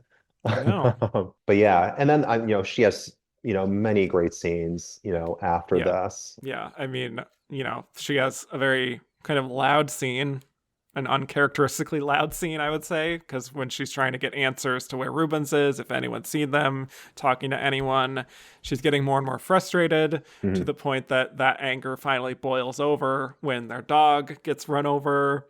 And, she goes over to confront these men who are in the car who have been parked there nonstop, just watching her and her family. And just that look of fury is so impactful. The way she bangs on the window and screams at Mhm. them is like asking what they want and ordering them to leave. That's a point where it's truly like, the kids aren't watching. It's just her, and she's just had enough, and she explodes. Yeah, that was devastating when the dog died. Um, Yeah. there's also the scene where she's reading aloud her daughter's letter from London, but she Mm. doesn't read all of it, again, Yep. to pretend to her kids that everything is okay. Right. Even after this awful experience, she is still committed to keeping it together. And yeah, I mean Yeah. that's fantastic. And then of course the scene that I think, a lot of people point to as one of the film's most moving is when they're back at the diner without Yeah. her husband and she's looking on at all of these, happy couples and families. And it's in that moment that she realizes that, nothing's ever going to be the same as hard as she may try to project that everything's okay. Yeah. That is a phenomenal piece of acting, Yeah. that scene. It's such a poignant moment because it turns from sadness and this very quiet grief, I think, to then somewhat of a resolve too that she is still here, to quote the title, that she Yeah. still has her kids, and there's something to be said for that at least. And even trying to maintain something there of like the scene shortly after that when they're doing the family photo and the photographer is asking for a more serious photo Yep. of them not smiling, and she insists that they all smile. Yep. It's again quietly moving. It really is. And then, of course, I think shortly after that is when the film flashes forward. Yeah, Um, 25 years. Yep. yeah, and she's teaching at a law school, and at last, her husband's death certificate gets Hmm. released. And she holds this big press conference, which is a very moving moment. All the stuff at the end is really, really compelling. I don't know if the scenes are necessarily as strong acting showcases for Torres, but still the way this film ends in like the final half hour or so, and especially Yeah, in those final few minutes, is just I was not prepared, nor was the crowd I was with. I'm sure. Yeah. Yeah, same for my crowd too. I also really just wanted to note that I'm happy they didn't go with like a cringy sort of old age makeup for her, Me because too. that could have been a little distracting. But I think Yeah. it's pretty natural. It's just natural enough that it's not distracting. Yeah. But yeah, she's just got that really steady energy, if not stronger, over these years in her resolve, Mm. and she's finally getting answers. And there is such a poignancy to how she says that at the press conference there when she's questioned about, why are we sort of looking to the past when we have these present day concerns? Because as she Right. says, it's kind of like ensuring that something like this doesn't happen again, and to sort of hold the past regime kind of responsible for these crimes and to make it known is very important for the future and for the present. Yeah. Yeah. And I also find it very emotional when she's looking through her files and her Mm. books full of these old newspaper clippings about Rubens and Yes. lingering on some of them and then just like putting the death certificate in at the end. Mm. But then seeing the photo of the whole family together on the beach when they were all properly together for the last time. And just the way her face kind of lights up with that, and then looking at the old video footage of that day, it's Mm. such beautiful work. Like there's just so much wisdom and experience from Fernanda in that moment that I find really moving. And she reminds me of my own grandmother and just like the pride that she always took in her family in, those earlier days. Yeah. It's just, yeah, I would find it impossible for anyone to not be moved by the end. Incredibly moving. And I agree. I'm glad. I'm really glad that they utilized Fernanda Montenegro in this. And you Yeah. talk about a performance that conveys everything without a word being spoken, Hmm.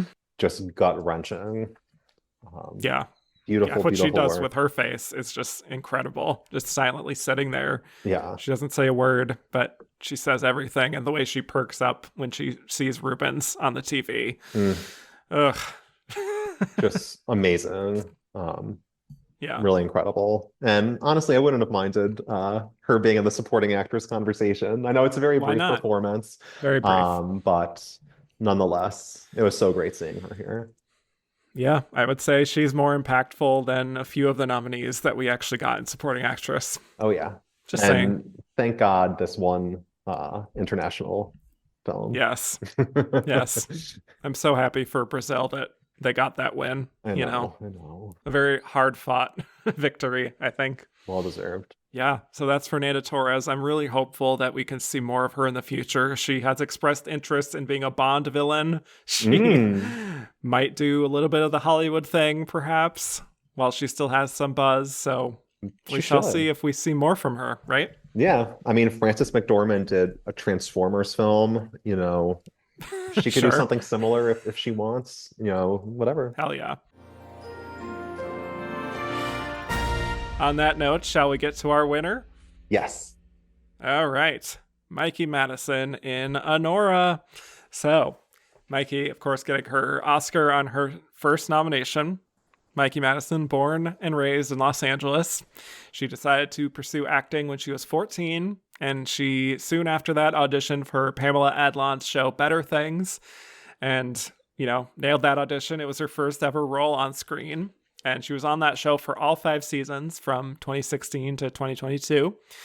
She did a handful of smaller films in the late 2010s, but the first time she really made an impression in the mainstream was her role in Once Upon a Time in Hollywood in 2019 as one of the Manson girls, a very memorable ending to that character that people may remember. And then a few years later, she's in the fifth Scream movie in another key role that also involved quite a bit of physicality and violence, you could say.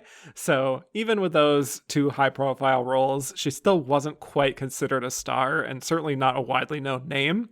But Sean Baker saw both Once Upon a Time in Hollywood and Scream, and he was inspired to have her star in his next film, Anora, and she agreed. And he wrote the script, apparently with a little bit of collaboration with Mikey Madison along the way about what she kind of wanted to explore as well. And she also spoke with New York sex workers to prepare for the role.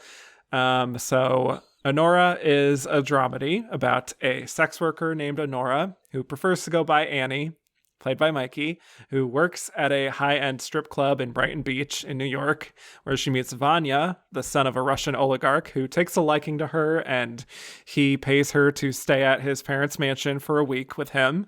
So they start to develop stronger feelings for each other to the point that a trip to Vegas ends in them getting married.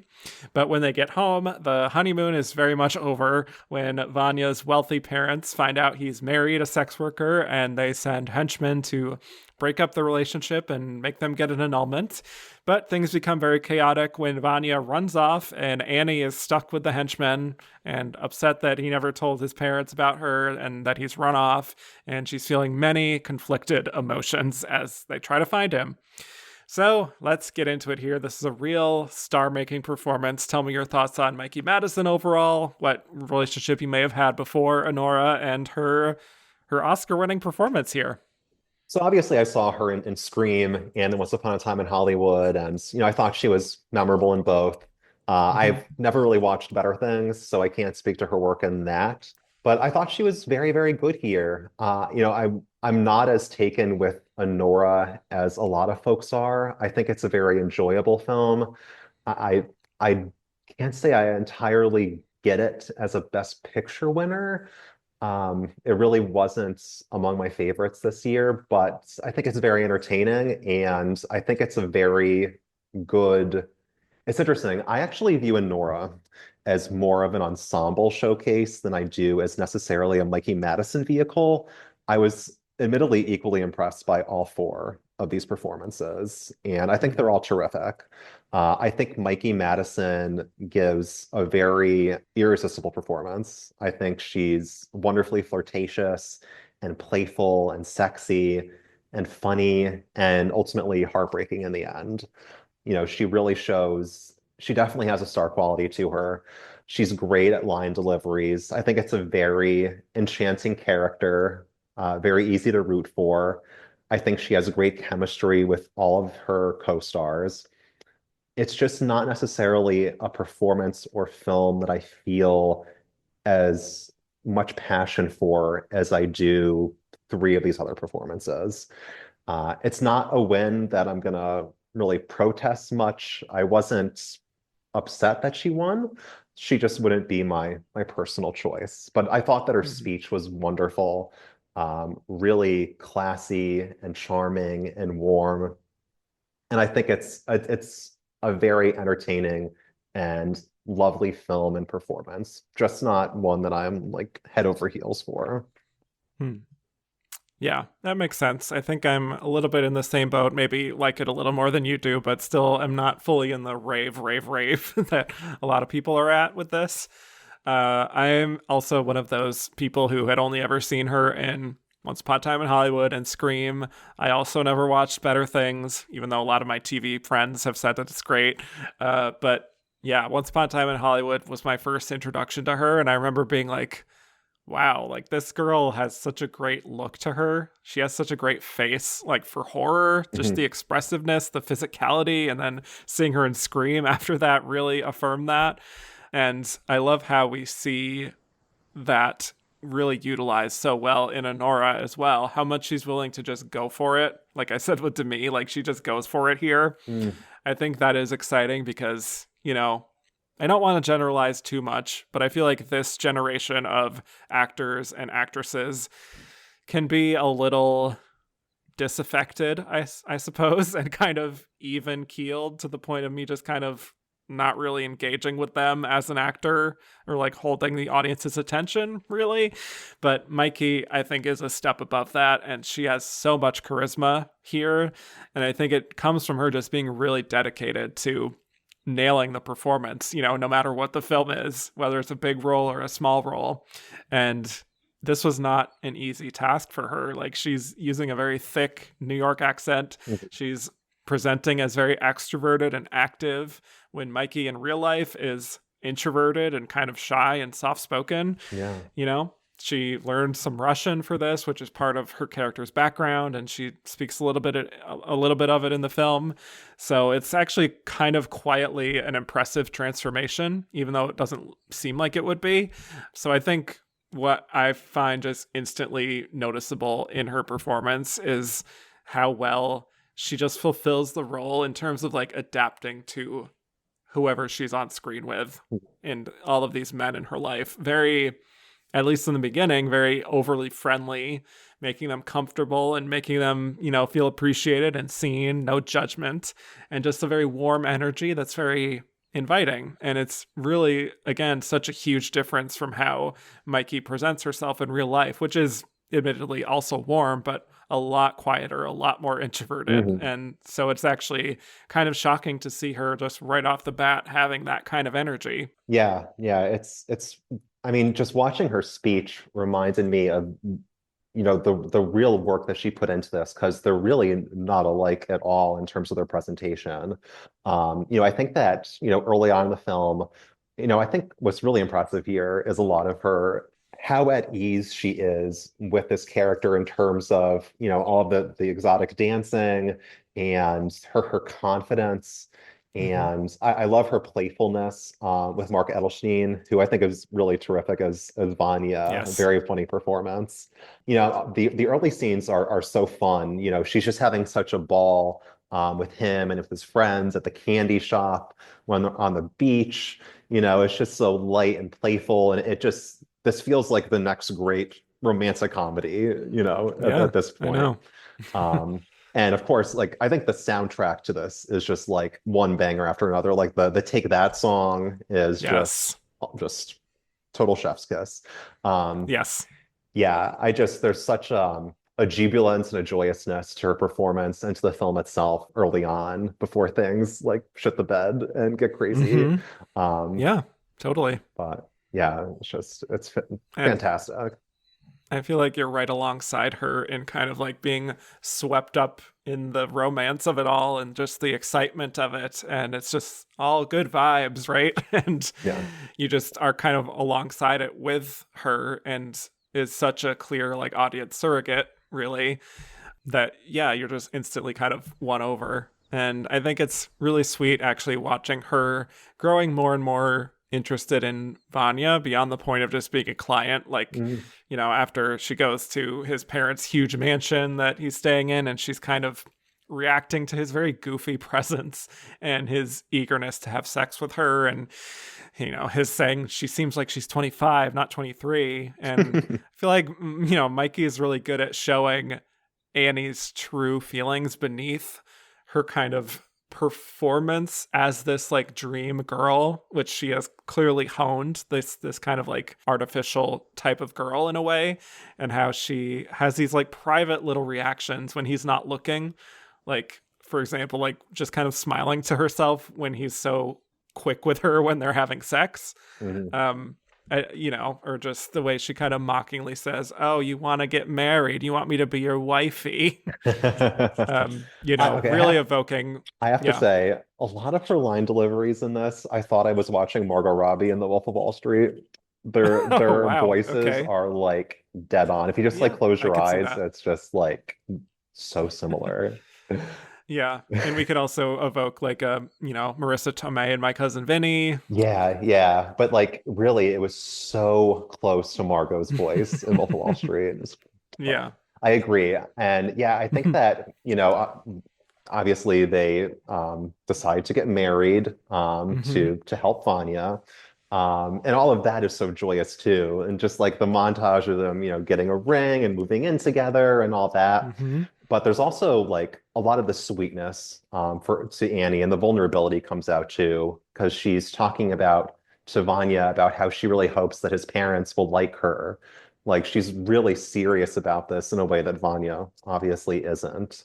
Right. Um, and this is, of course, right before things go totally off the cliff and the performance takes a turn and becomes um, Hmm. a lot more expressive. Yes, certainly. Yeah. I also wanted to point out before things shit the bed, like we're Yeah, yeah. saying, this one scene that ultimately ended up surprisingly being her Oscar clip, which I was kind of surprised by, of her, with her kind of bitchy rival at the strip club is kind of like Oh, yeah, taunting her and saying that Annie's marriage won't last. And Annie is just walking out of the club and being like, jealousy is a disease. I'm going to go chill in my mansion or whatever. yeah. I just love the sass. I love the attitude. It's so Yes, like again, it's you would never know that in real life she was kind of just like this shy little, I know, I know. you know. She But has such confidence in this. I love it. yeah, but then of course with the crash, which was inevitable, really, I Mm. think she really communicates the sort of humiliation and the come down feeling so accurately. It's like that thing where it's like that crazy, unforgettable night that you have, and then it's just like the hangover the next morning Mm. where you just kind of have to live with the consequences of the night before. And there's just like this deep well of sadness that comes over her as she asks him, like, when he's going to introduce her to his parents. And Mm. he kind of evades the question. And then the henchmen come and knock on the door, and it's just all downhill from there. And as she's kind of sitting there, not really sure what's happening, and realizing that they've come to, fix this situation of their marriage and trying to force them apart, she's going through so many different emotions. Like she's angry, she's lashing out at them, but I think how I interpret it is that there is a little bit of guilt within that of kind of realizing that this was maybe too good to be true. Oh yeah, and she has some amazing line deliveries in the sequence. Like she's talking about Hmm. like, "I'm not a prostitute, you Armenian piece of shit," and Yes. "I love my husband. I plan to be with him forever. I think I may already be pregnant." Um, Hmm. you're like, your mother is a fucking shula.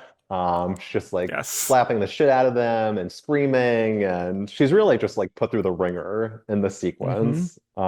It's a lot. Yeah. Yeah, yeah.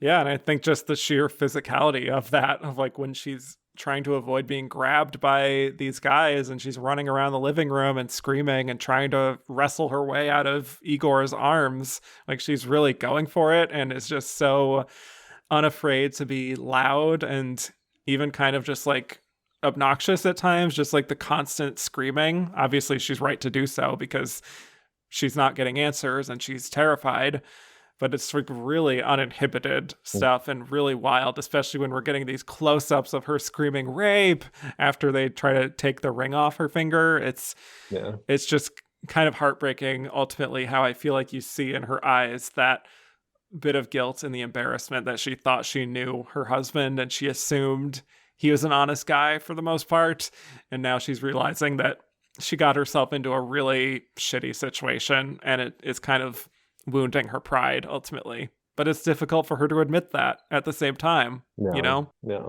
Yeah, she's awesome. And I have to say, this movie is really, it's a great New York movie as well. Because the scenes that follow this are basically them on the hunt for Vanya throughout Brooklyn. And it's a fabulous showcase. This is why I consider it more of an ensemble piece, is just because all three of these actors are just so winning and wonderful, from here on out. And Mikey's terrific too. I feel like this is what really should have won the SAG Best Ensemble prize, because I think thought it would. Yeah. I think Sean Baker does just such an awesome job of giving these actors a lot to chew on. They all get their moments. They're all fantastic, and that's not to discount what Mikey's doing here. She's great. I just didn't come away with this, thinking, oh, there's the Best Actress winner. I came away with it thinking, oh, this is a movie that could easily get like 3 or 4 acting nominations, and it'd be worthy of all of them. Yeah. And I think Yura Borisov is very worthy of that nomination. And I would kind of concur maybe with what you were saying earlier about Mark Edelstein, who is just a riot. And maybe if he was in more of the film later on, maybe he could have been. But and I think you feel the frustration for her ultimately of not being able to track him down when they're driving around town, and just like that just kind of exacerbates her feelings, which is why she's so pissed off through most of that night. Granted, I do think some of this is a little bit stretched out, that whole section where they're just going from place to place and she's kind of in the same emotional state throughout that, so I'm not as engaged in her performance during that segment. But there are moments within that where it's just starting to become clear to her that like this kind of Cinderella story that she maybe thought was in her sights was too good to be true, and I feel like those quieter moments in the car when she can't even look at anyone is when we get those little glimpses of what we ultimately lead up to in the ending. For me, her presence is so lively and active that the performance is fun to watch for those first 2 acts, but it's really not until the last act that I'm fully impressed by it, which is partly the writing, and I think she's kind of stuck in a little bit of a similar gear for a lot of it, so it's hard to blame her for that. But that was my experience on the first watch and on the rewatch, which is that she's really, really, really good. She's done a lot of work foundationally for a lot of it, but it doesn't reach the greatness until the last act. I don't know how you felt. I think her best scene, her best moment in this is, and I don't want to fast forward too much, but I think probably her strongest moment is when she finally does meet Vanya's mom.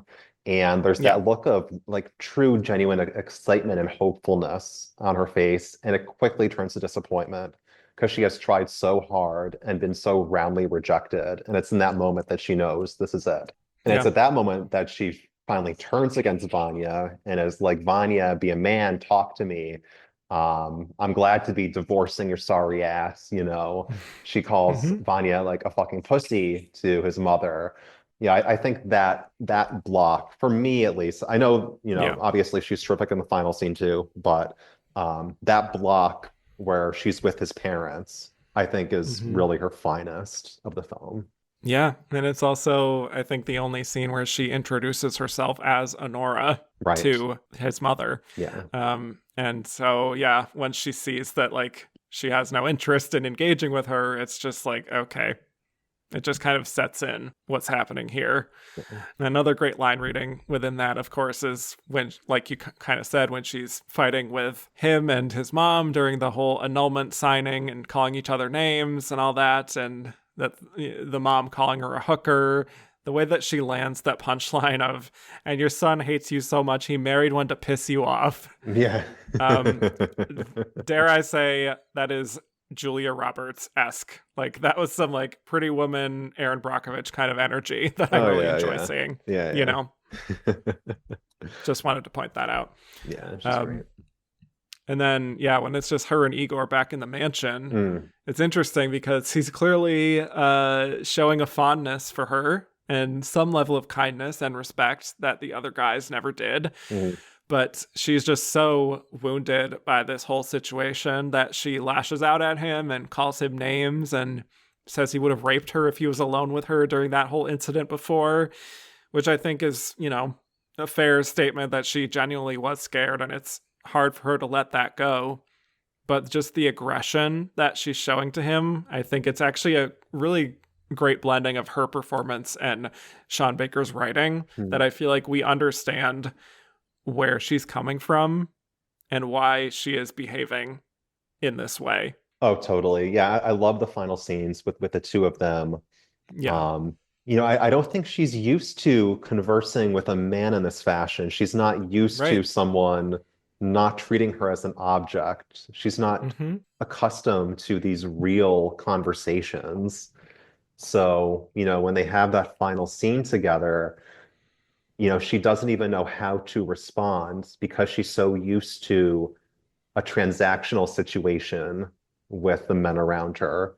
You know, they give her something, she's expected to give them something back, usually sexual in nature. And so, of course, when he responds to her in a fashion that she's not used to, she just shatters because she doesn't know how to even deal with this. And she can't bring herself to feel anything for someone after giving herself completely over to this person who ultimately just treated her like shit in the end. So it's for me, it's a little jarring an ending just because I think tonally it's quite different from a lot of the rest of the film, but I think she still sells it well and, you know, ends the film on a very affecting and heartbreaking note.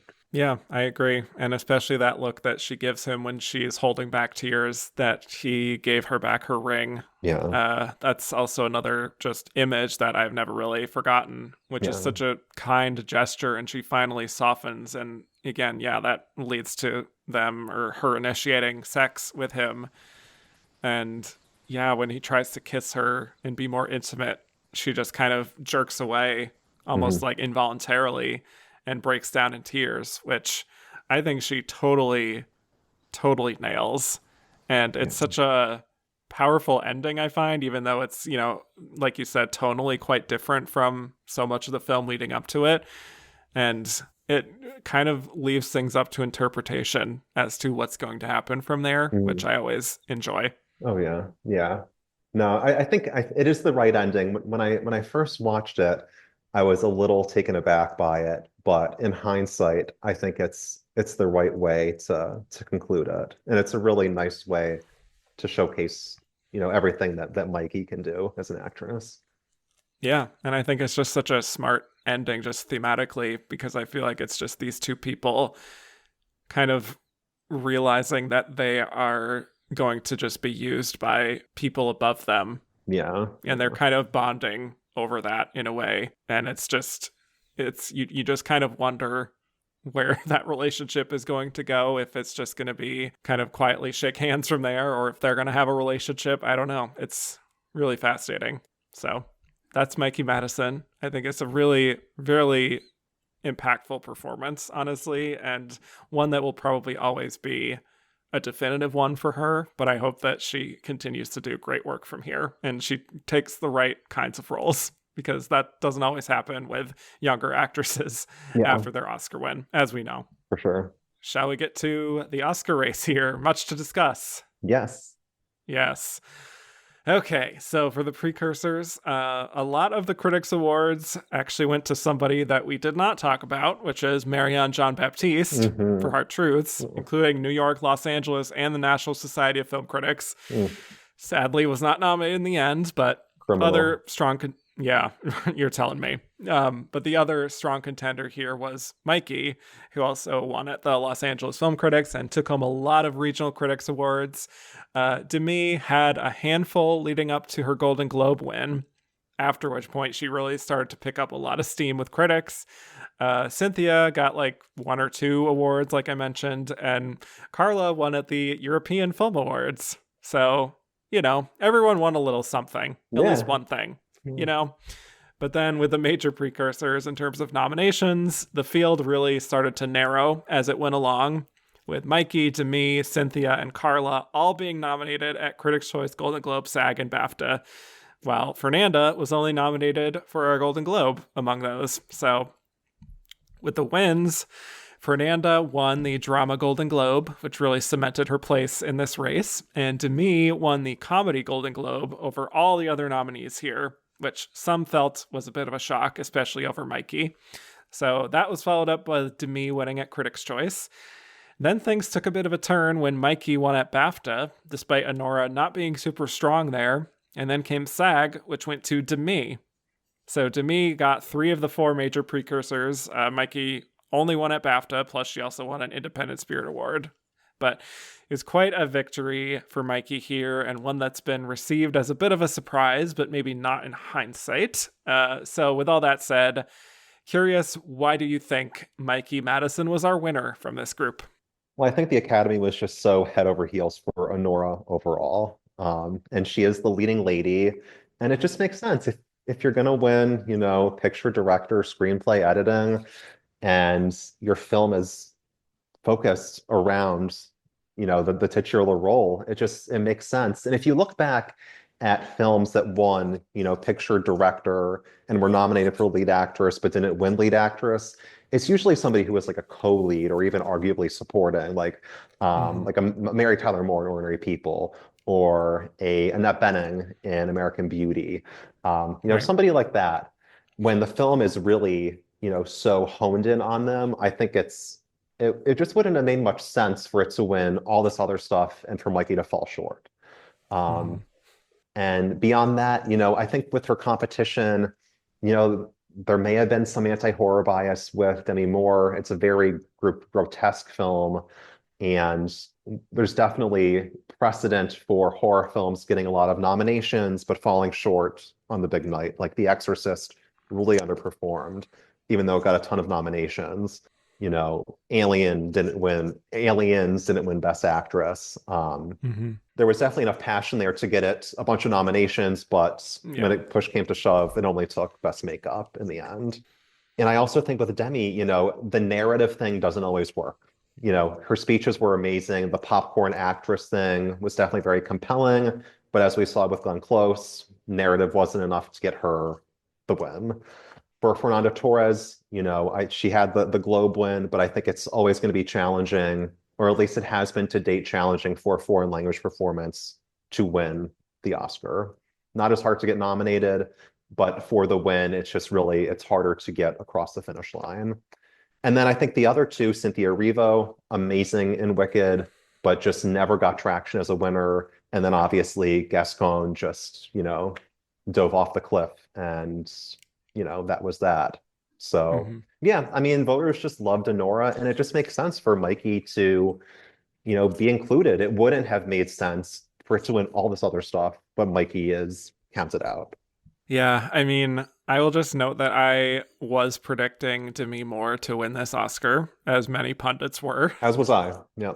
Yes, so I felt somewhat reinforced in that prediction. I don't feel like I was definitely, hope predicting necessarily, but something I was thinking about before the Oscars even happened is that I could have come on this episode and easily justified why Demi won, why Mikey won, or why Fernanda won, even, because each of them had reasons why they could have. I mean, Demi had a very powerful motivating factor, given that this was a big comeback performance with a sort of meta element to it. And she spoke so eloquently throughout the season about these themes that are very relevant to a lot of actors, which I think just resonated with people on top of her performance being so memorable and unexpected and transformative. And she has a lot of Hollywood connections, as we know. And I think with Fernanda, she was probably the last performance that voters saw. And it's very much a performance that's up their alley, very sympathetic and traditional compared to the alternatives here. And I could have seen voters who were maybe a little turned off by Anora or the substance, just finding a very comfortable home in Fernanda Torres. Plus the growing international membership that's much less Hollywood sort of star focused. There's a lot going for her too. And with Mikey, she's an ingenue, which the Oscars have traditionally loved, even if not much lately, in the film that the industry loved the most. And if voters got to know her, they would see how unlike Annie she is. So, all of those I do think make sense for why any of them would win. And so I think it was probably a tight race between those three, right? Might have been a little less tight for Fernanda. I don't know. But I don't know. I could, we'll talk about it, obviously. I think you yes. could make a case for Fernanda, given that it did win international, because it means that people were watching I'm Still Here. That's true.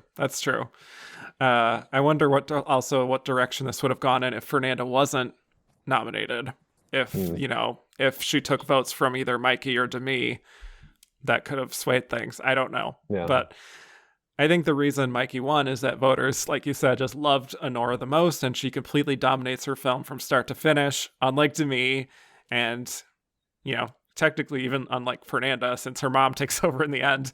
But, that can sound a little bit like, being just like she was just in the film that they liked the most.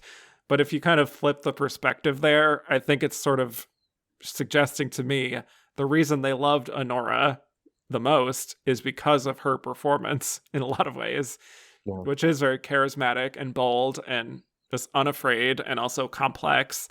And it's set up so beautifully in the end for her to nail that final scene, which leaves such an impact. And I also think it's a little underreported just how much she campaigned for this. Mikey was at so many screenings, so many Q&As in multiple countries even. I remember seeing reports of her being in London one day, Los Angeles the next, and then she's back in London. It's just this was a nonstop tour for her for 6 months, And she's just so likable, Yeah, of people course. People just love her. So yeah. I do think it was probably close though, among those three. I don't think it was a runaway. So I just think in comparison to Demi or Fernanda, Fernanda, like you said, just has an uphill battle because international, foreign language, plus she emerged as a contender so late. So I don't know. And Demi's movie is just a tough sit for some voters, as we saw from some of the anonymous ballots.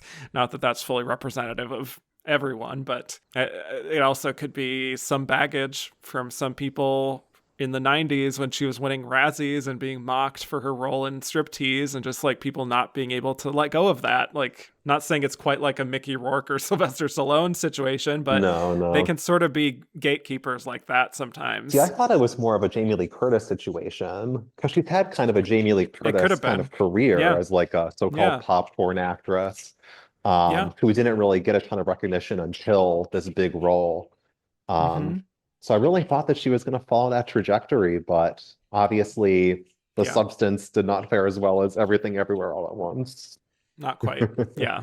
And actually, to that point, that's something I was thinking about too, is that I feel like the reason Everything Everywhere resonated with a lot of voters who maybe wouldn't have been as interested in that is because Jamie Lee Curtis really just advocated so hard for the themes of that movie, and just really was kind of like an entry point for a lot of people in some ways, at least in these screenings in these rooms, And I think Demi probably kind of did the same thing and talked so poignantly about the themes of this movie. Totally.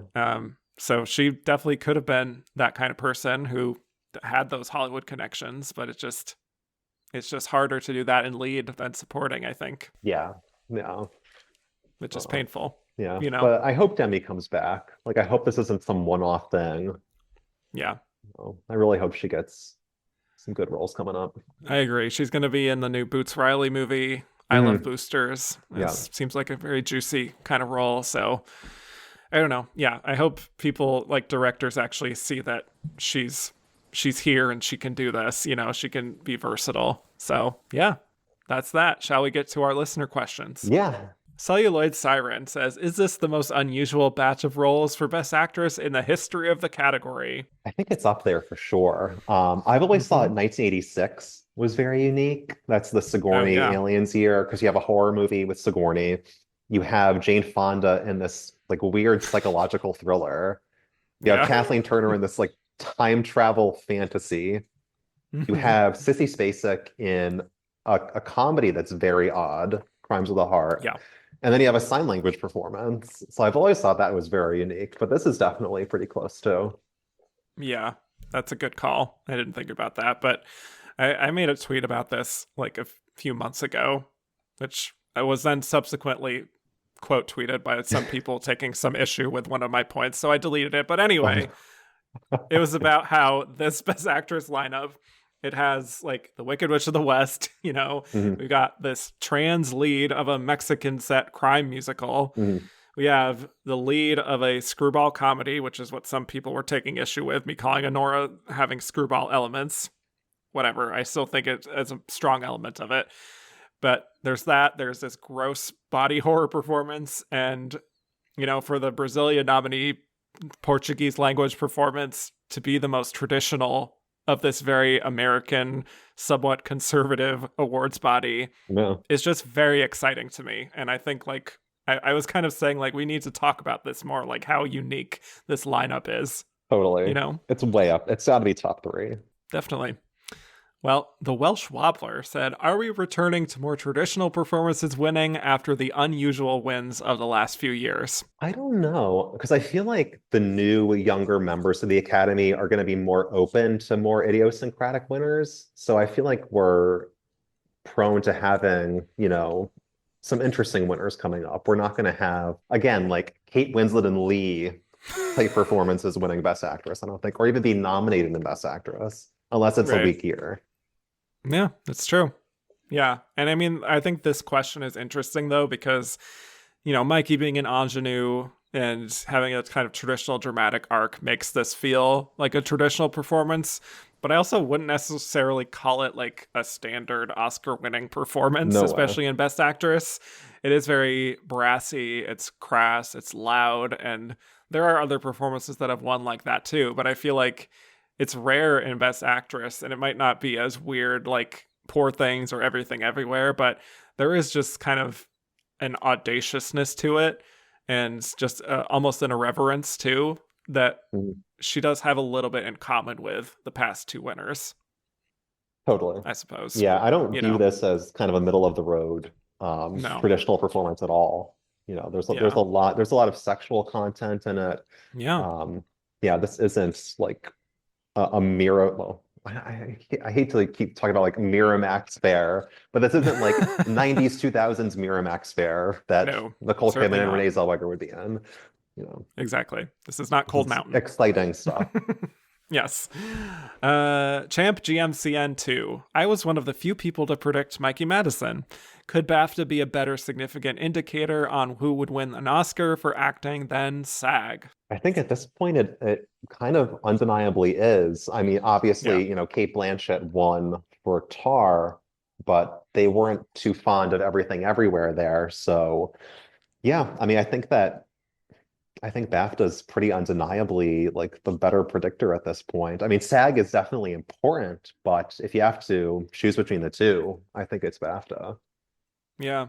I think it is at this point. It's no longer just like, oh, it could be SAG, it could be BAFTA. It feels like it's definitively BAFTA now. Yeah, I mean, SAG has ballooned to well over 100,000 people. They have radio DJs, they have weathermen, they have all kinds of people who aren't I know. traditional film and TV actors. And it's important to remember that there are so many branches that vote on the winners at the Oscars, not just actors, Hmm. which is how BAFTA does it too. So it makes sense that those two would overlap more than just SAG. Totally. Steffi Akane, was there any point during the telecast when you thought, oh, it's Mikey? Yeah, as soon as the one film editing, I had a feeling that Yeah, it was going that same for direction. me. Yep. Strongly suspecting Mikey Yeah, after that point. yeah, There was still a part of me that thought maybe it's still Demi or even Fernanda after that I'm Still Here win. But once Sean Baker won director, it was just like, okay, well, yeah, congratulations, Mikey. totally. Yep. And there was something about Emma Stone presenting it, like it felt like one ingenue presenting to another. Yes, indeed. Yes. Trojan Sailor. Are we officially in the age of sweeps with Everything Everywhere, Oppenheimer, and now Anora taking huge sweeps along with lead acting awards? Takes the fun out of predicting recently. Seems like Academy members are getting lazy. I don't know if this is anything new. I think that there's often been a laziness with Academy members. I mean, there's definitely a correlation between the Best Picture winner and a lead acting win throughout history. So, yeah, I mean, Yep. I don't think it's more common than it was before. It's just, it's how voters are. A lot of people I feel just like, vote the same movie down the line. yeah, in the 2010s, I feel like it was a little more spread out. Mm, From what I remember, there was a lot of picture director, differences, yeah. splits. But yeah, I don't love sweeps personally. I think there is a lack of imagination there, Mhm. and not to say that some sweeps aren't worthy, obviously, but I do wish we could get to the point of voters really thinking about each category more seriously, and I think a lot of them do. But when I see certain ballots and anonymous ballots claiming to have not finished the Brutalist or not even Mm, seeing certain nominees like Sing Sing, but still voting in a category where they are in anyway, it's just really dispiriting to know that, we take this more seriously than some actual members do. yeah, Just saying. yeah. Joshua McNeil, Mikey Madison versus Demi Moore. Remind you of Olivia Colman versus Glenn Close and Emma Stone versus Lily Gladstone last year. And Duck Soup also asked something similar about Passion Pick beating the soft front runner. Yeah, it didn't really remind me of the Lily versus Emma race, but yeah, I mean, I know I tweeted about this that there were definitely some shades Yeah. of Glenn and even Julie Christie with Demi's run here, winning the Mm-hmm. Globe, winning SAG. I think the Christie won Critics' Choice, if I'm not Mm-hmm. mistaken. She So did. yeah, they had very similar runs. Obviously, Demi's film was much more embraced than Julie and Glenn's films. But Mm-hmm. yeah, the narrative thing just doesn't always cut it. It's not enough. And when you have this historic anti-horror bias, that's a factor too. So yeah, there Yep. were definitely some shades. And I had this bad feeling throughout the season, especially after Mikey won BAFTA, that it may Mm-hmm. lead this way. Yeah. Same.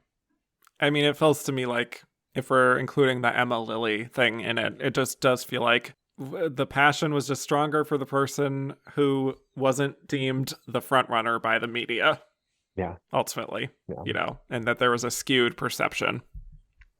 yeah. Uh, I wanted to include this question because it's interesting for me. Jimmy Mack, I thought Anora was terrible, obnoxious, and obscene. What was so brilliant about it? Jimmy, my brother felt the same way. He hates Honora. He was Hmm. tweeting me through, I'm not tweeting, he was texting me throughout the ceremony, just dreading what was Oh. coming. Um, so yeah. I don't think Honora's necessarily quite brilliant. I think it's just very, very entertaining. Again, wasn't one of my favorites of the year, but I enjoyed it, and I'm not mad that Mikey won. Yeah. I think it's more brilliant than terrible, obnoxious, and obscene Yeah. personally, but I wanted to also include this because it speaks to why I was so doubtful of Mikey to the point of predicting to me. And I even wondered if like Conclave could win Best Picture. Because like watching it again, I was like, this is a very in your face movie for like the first section of it, Yeah. especially. And I wonder if that could have been a slight turnoff to some voters.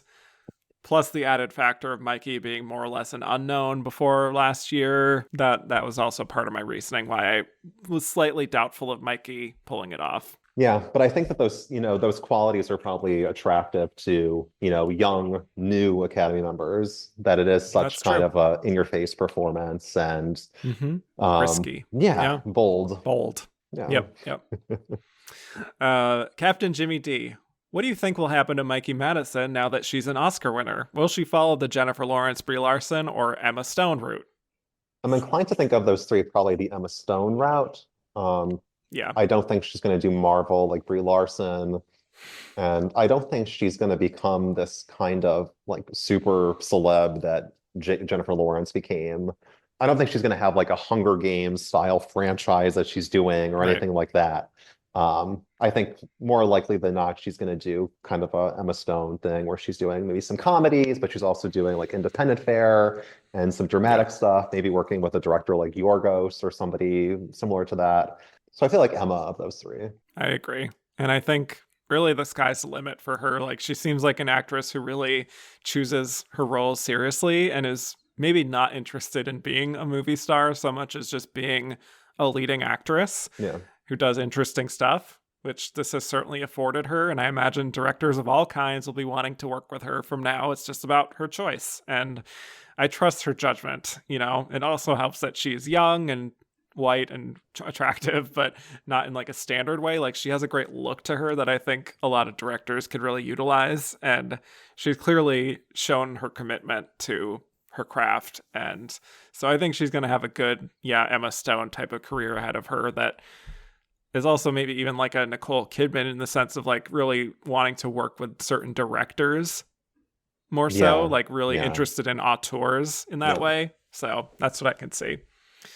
Okay. Sophia Simonello asked quite a question here. Mikey joins Greer Garson, Mrs. Miniver, Diane Keaton, Annie Hall, and Jessica Tandy, driving Miss Daisy, as a titular actress winner from a Best Picture winner. Bending the rules of time, who do you think each character and actress would vote for in the other three lineups? Okay.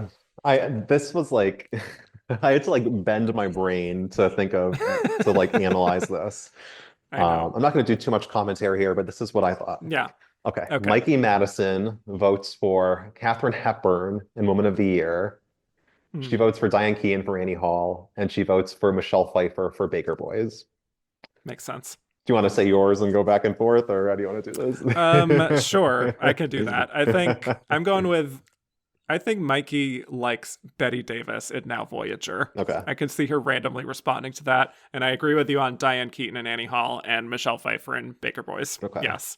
But Yes. Annie votes for Roz Russell in My That's what I Sister. have too. Yep. She really, I could see it. And she also votes for Diane Keaton and Michelle Pfeiffer. Yep. All the way down. Totally agree. Greer Garson votes for Jane Fonda and Julia, Jessica Tandy and Miss Daisy, and Fernanda Torres. Nice. I have her voting for Jane Fonda and Julia as well. I don't think I even wrote down the 1989 year, but probably Tandy, like you said. Oh, and that makes sense because they did The Valley of Decision together, her There and you Jessica go. Tandy. I didn't even think of that. Wow. Her old friend. Yes. And I'm going to go with, I don't know, probably Fernanda Torres. Yeah. I could see that. Yeah. Now, Mrs. Miniver, she also votes for Jane Fonda and Fernanda Torres, but she votes for Jessica Lange and not Blue Sky, for Music Box. Yes. Easy to get those mixed up. Yeah, because she's not voting for Michelle Pfeiffer. Like that's too like risque a performance. That's a step too far. Now, Yes. go. I think Do yours, yeah. I was going to say, I think Mrs. Miniver would be appalled by the films of 2024 and abstain from voting. Oh, okay. That makes sense. That's what I would say for that. She's very But headstrong, like Yes, Fernanda, right. though. That's true. I think that makes sense. So I just said, I don't know. Yeah. I didn't really think too much about the characters. I just mostly did the actresses. Oh, okay. Yeah. Diane Keaton would vote for Betty Davis in Now Voyager. Makes sense. Her Crimes of the Heart co-star Jessica Lange in Music Box, and Demi Moore. Oh, very good. For her, I said Katharine Hepburn in Woman of the Year. Jessica Lange, like you said, her friend, or I don't know if they're friends, but her co-star from Crimes of the Heart. Yeah. And I mean, I guess we could speculate like who she may have voted for from this year, Oh, like right. if she's voting. But I feel like she might like the spunk of Mikey Madison. Yeah, that makes sense. I just thought one veteran to another, No, that Demi. makes sense too. Yeah. Now, Annie Hall, I thought would vote for Roz Hmm. Russell, Michelle Pfeiffer, Yes. and Mikey Madison. So three Perfect. different No performances notes. than Diane. Yeah, Um, makes sense. Jessica Tandy. See, I thought Jessica would vote for Betty Davis. I didn't realize. I don't know if she and Betty ever worked together. I don't know. Diane Keaton and Fernanda Torres. Hmm. I said Greer Garson, respecting the balance. Sure. Um, Probably Jane Fonda and Julia, I don't know. And then Cynthia Erivo for her theater connection. Okay. And then Miss Daisy. She's voting for Greer Garson. For sure. Uh, she's voting for Anne Bancroft because I feel like she'll be Mm. like, oh, I've seen some of her movies. I'm an old lady and I've seen some of those. Yeah, so it's Um, more classy. Classy, yeah. yeah. She's not voting for like Marsha Mason or Diane Keaton. Um, No. and then Fernanda Torres. I wasn't sure. She's not watching The Substance or Emilia Perez, or Anora or Oh, Wicked God. probably. So, Yeah, no, or definitely she would not. just abstain probably. I think she'd abstain. Wow. That was fun. Yes. That was fun. Thank you, Sophia. Um, yes. Elsau, how would you rank these Oscar-winning Annies? Anne Bancroft as Annie Sullivan in The Miracle Worker, Diane Keaton and Annie Hall, Kathy Bates as Annie Wilkes in Misery, and Mikey Madison here in Anora. This is hard because they're all really great performances. I mean, three of them are like all-timers. Sorry, Mikey. Yeah, Um, yeah, I would rank Bancroft, then Bates, then Keaton, then Madison. makes sense. Yeah. I would do Bates first, and then Bancroft, and then Keaton, and then Madison. Yeah, that's fair. Yeah, Madison, she just won. I need to give it some Yeah. time. I mean, these other three are legends. Right. So, So we'll see how we feel in decades from now, I guess. I don't know. yeah. John Edwards, 82. What are your top three and favorite of the under 30 lead actress wins of the last 30 years? Mikey Madison, Emma Stone in La La Land, Brie Larson, Jennifer Lawrence, Charlize Theron, Hilary Swank in Boys Don't Cry, and Gwyneth Paltrow. So I would say for me, number one is Swank, Mm-hmm. number two, Theron, number three, Madison. Oh my God, I have the same top three. That's Great crazy. minds. Great Wow. minds. Wow, I was not expecting that. My goodness. Well, Okay. Well, moving on from that. Uh, Sean, after Mikey, what other ghost face would you like to see win an Oscar? I mean, this is easy. Laurie Metcalf. Yes, correct. But I also love to see Matthew Lillard get a great role and maybe do that. Oh, Just saying. that'd be nice. I thought he was Yeah. great in the Twin Peaks revival, so someone Mm, utilize him like that. Okay. yeah. Joey Gentili, Cynthia Erivo should have won something this season. What do you think just didn't connect with voters to give her something?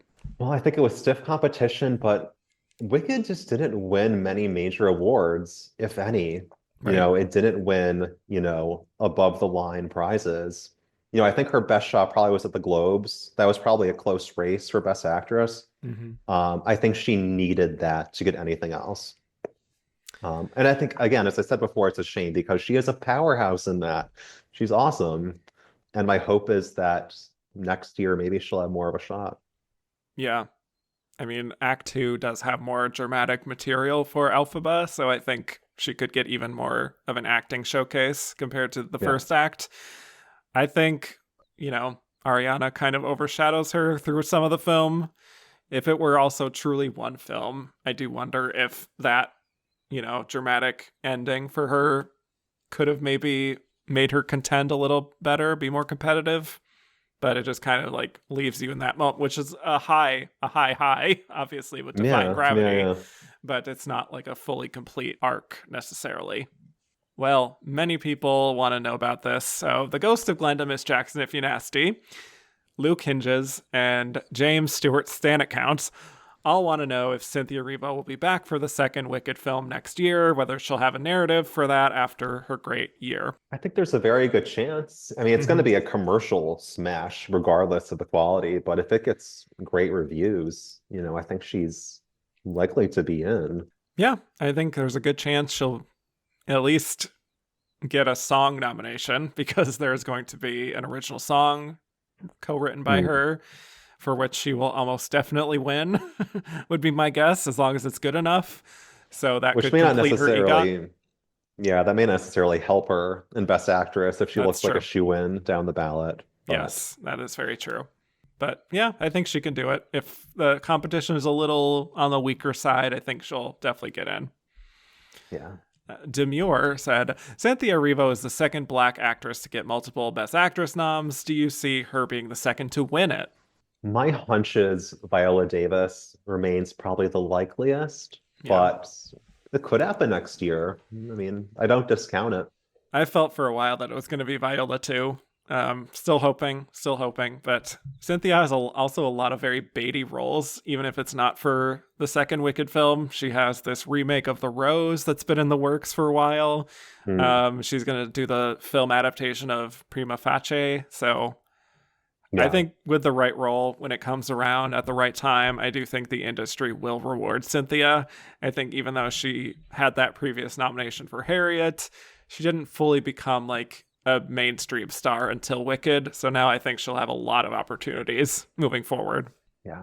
CJ Frade, what other famous female movie villains deserve a Wicked-esque revision film?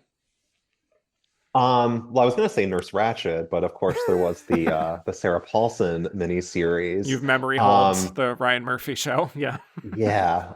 So I thought maybe Margaret White would be fun to explore Interesting. I like as that. a musical. As a musical. Perfect. What would it be called? Margaret! Margaret, the Exclamation point.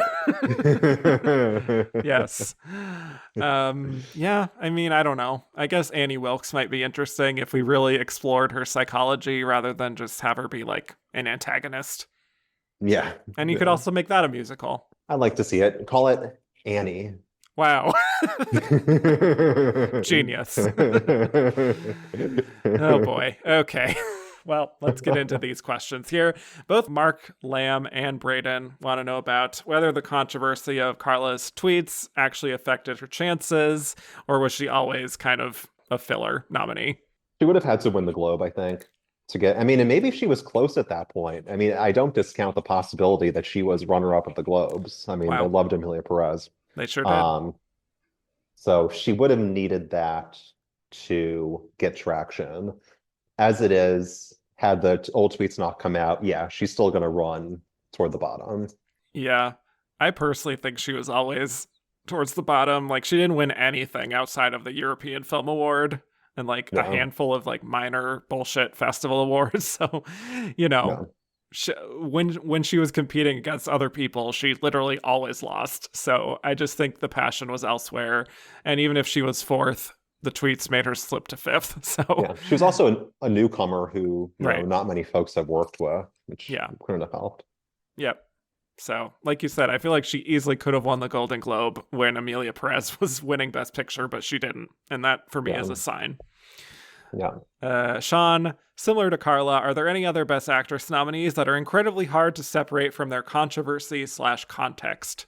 I mean, I guess Andrea Riceborough comes to mind, and that will always remember the campaign, which was kind of a controversial campaign. Obviously, she didn't do anything. I Right. mean, it wasn't her fault.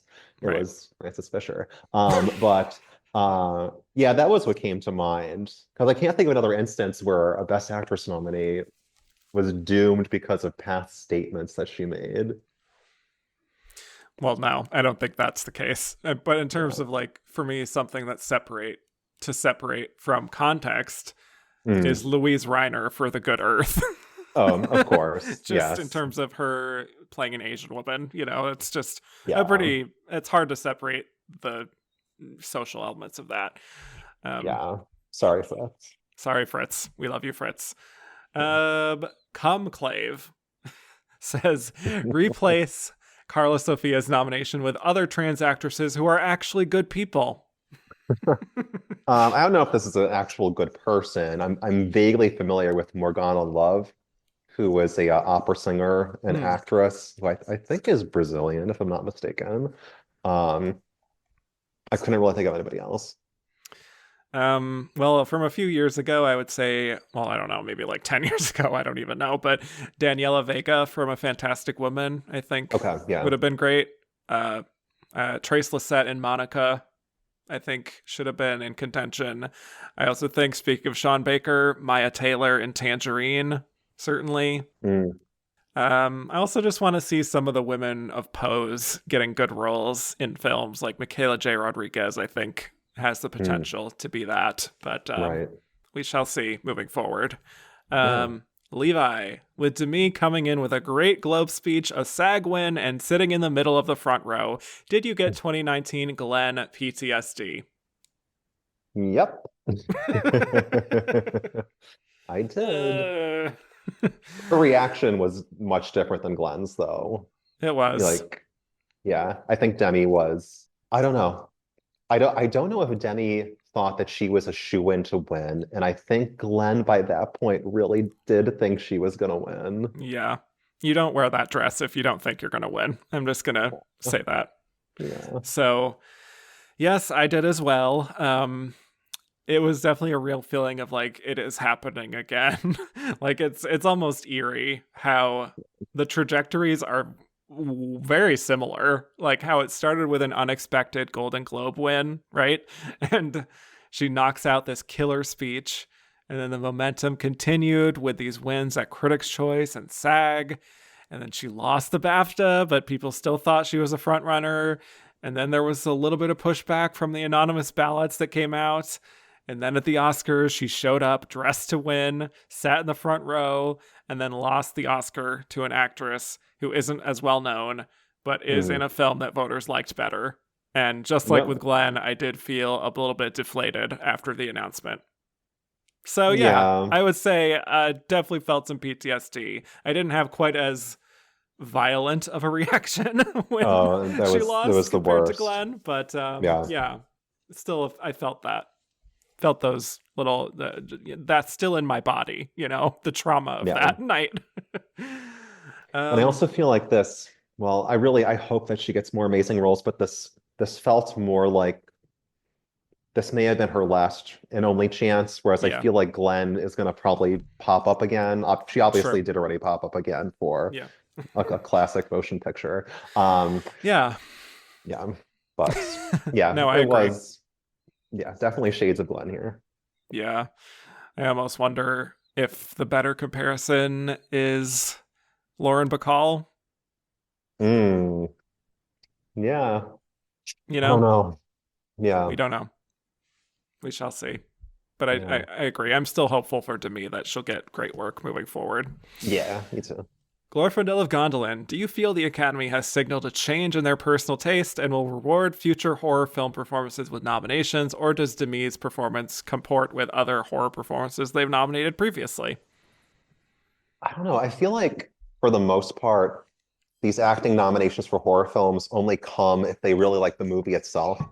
Yeah, So like Kathy Bates is like a one-off. It's usually like Black Swan or Silence of the Lambs or Exorcist or Baby Jane or Aliens. Like I think that's what hurt Toni Collette and Lupita Nyong'o was that their films weren't really on the radar elsewhere. right. I think Demi was helped that The Substance just got really like showered in nominations. And I think moving forward, that's probably going to continue to be the case. Like the film needs to be embraced, not just the performance. I agree with that. Yes.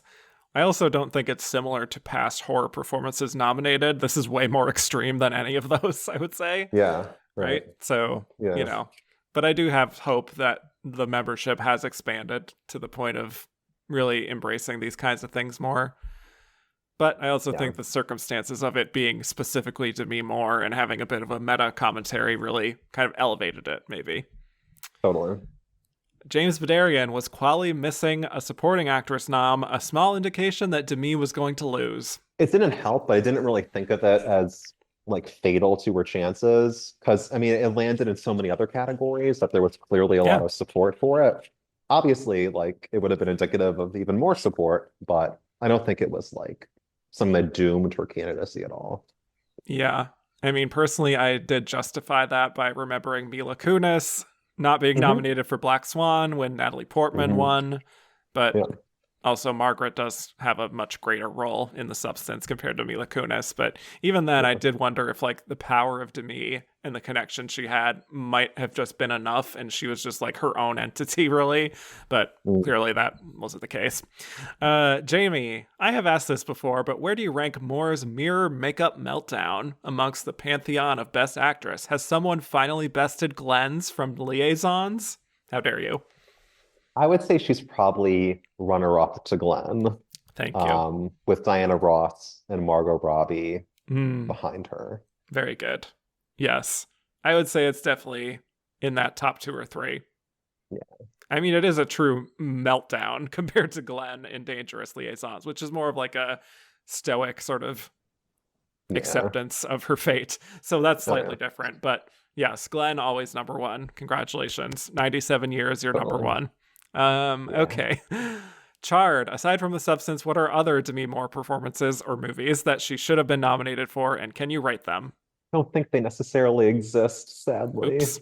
Um, I don't think she should have been nominated elsewhere. I think her second best performance is probably About Last Night, which is a very good romantic comedy with well, it's more like a romantic drama with Rob Lowe, but like she didn't deserve a Best Actress nomination. She's just quite good in it. Um, I would say G.I. Jane's probably up there. She's great in that. Beyond that, I can't think of anything that's kind of like awards caliber, No, unfortunately. that's the truth for me as well. I think she hasn't truly been that caliber until The Substance, personally. Yeah, yeah. Owen Daly cast Demi Moore in Anora in 1985 when she was Mikey's age. Does she beat Geraldine Page? I don't think she even gets nominated. I think in that era, Anora would probably be lucky to get like a screenplay nomination, Right, honestly. In 1985, right. the year of We're Out of Africa swept the Oscars. Um, Yeah, when the year before they gave Blue Velvet almost nothing. Yeah, like no. She yeah, probably would have been great though. I agree. But they were not ready for that in 1985. Absolutely not. Yeah, they're not going to boot Anne Bancroft for Demi Moore. Right. Sorry. Mark Bissett. Demi has been in the business for over 4 decades before landing her first nomination. What are some Oscar nominated Best Actress roles from the last 40 years that you could see her play? Okay, I made a top five for this, Okay. chronologically. I Hmm. could see her in Shadowlands in the Deborah Winger role. I like that. I could see her in As Good as It Gets. I Ooh, could see her in wow. the Contender, Yeah. Unfaithful, and The Savages. Hmm. My I think goodness. the Contender might be the most That's a good compelling of call. those for Yeah, me. I didn't even think of that. That's really good. Well, what I came up with is interesting. I have like the Elizabeth Shue role in Leaving Las Vegas, maybe. Sure. Miranda Priestley in The Devil Wears Prada, Mm, perhaps. I don't yeah. know. Yeah, Unfaithful, like you said. I don't know how people are going to take this, but I could really kind of see it. Leanne Tui in The Blind Side. Oh, totally. In I a blonde think, wig. right, there's something about the Spitfire energy she could bring to it. Also, Yeah. for that matter, Gravity, Oh, yeah, sure. you know? So, See it. sorry to Sandra Bullock, but I could see them being a little interchangeable maybe. Yeah. Also, this was my Galaxy Brain take, but like I don't think this would be the greatest necessarily, but like what if she played Judy Garland in Judy? Oh, God. I'd like to see it. I would. Yeah, just that fragility, you know? I don't know. Yeah. I could see it. Let's see. Josh, rank these horror leading lady nominees. Sigourney Weaver in Alien, Sissy Spacek in Carrie, Natalie Portman in Black Swan, Kathy Bates in Misery, Jodie Foster in The Silence of the Lambs, Ellen Burstyn in The Exorcist, Betty Davis in Baby Jane, and Demi Moore in The Substance. I mean, this is like ranking one's children. I I mean, know. these are It's all A evil. plus performances. I've been switching them because I just can't decide, but I'll just say what I have. Okay. Number one, Jodie Foster, one of the Hmm. all-time great Best Actress winners. Kathy Bates, also one of the all-time great Best Actress winners. Yep. Sissy Spacek. Then I have Ellen Burstyn. Then I have Sigourney Weaver, and then Demi Moore, and then Betty Davis, and then I have Natalie Portman, even though Natalie Portman is also amazing. Yeah, these are all bangers, I have to say. These Yeah. are all great. Mine would be Bates first, and then Foster, and then Spacek, and then Portman, and then Weaver, and then Davis, and then Demi Moore, and then Ellen Burstyn. But all are great. Yeah. Yeah. Wasn't Ellen Burstyn your winner? Yes, she was. I mean, most of these people were my winner, to be fair. Yeah. So, yeah. Rolando, after Jamie Lee Curtis and Demi Moore, what other 80s, 90s stars do you want to have a moment of recognition in award season? One, Jennifer Grey, who kind of had a mini comeback with A Real Pain. Mm-hmm. And then really the one that I would love to see come back and do something, anything, is Shelley Long. Ooh, wow. I love that. What a great Yeah. choice. Yeah. Yeah. Mhm. Adore her. Yeah. This is kind of like bending the question a tiny bit, but like, I just really want Sharon Stone to have a comeback. I know she has a nomination previously, but like, I would love that kind of comeback for her. I think award season is just better with Sharon Stone in it. I'll just say Agreed. that. But I could see it. I really could. Yeah. I think Alicia Silverstone would be cool to see. I Mhm. think Lucy Liu has a film coming out this year called Rosemead, which has really good buzz. Also, Deborah Winger. Deborah Winger, where are you? Searching for Deborah Winger. But my number She one needs is... another Rachel getting married kind of role. Yes.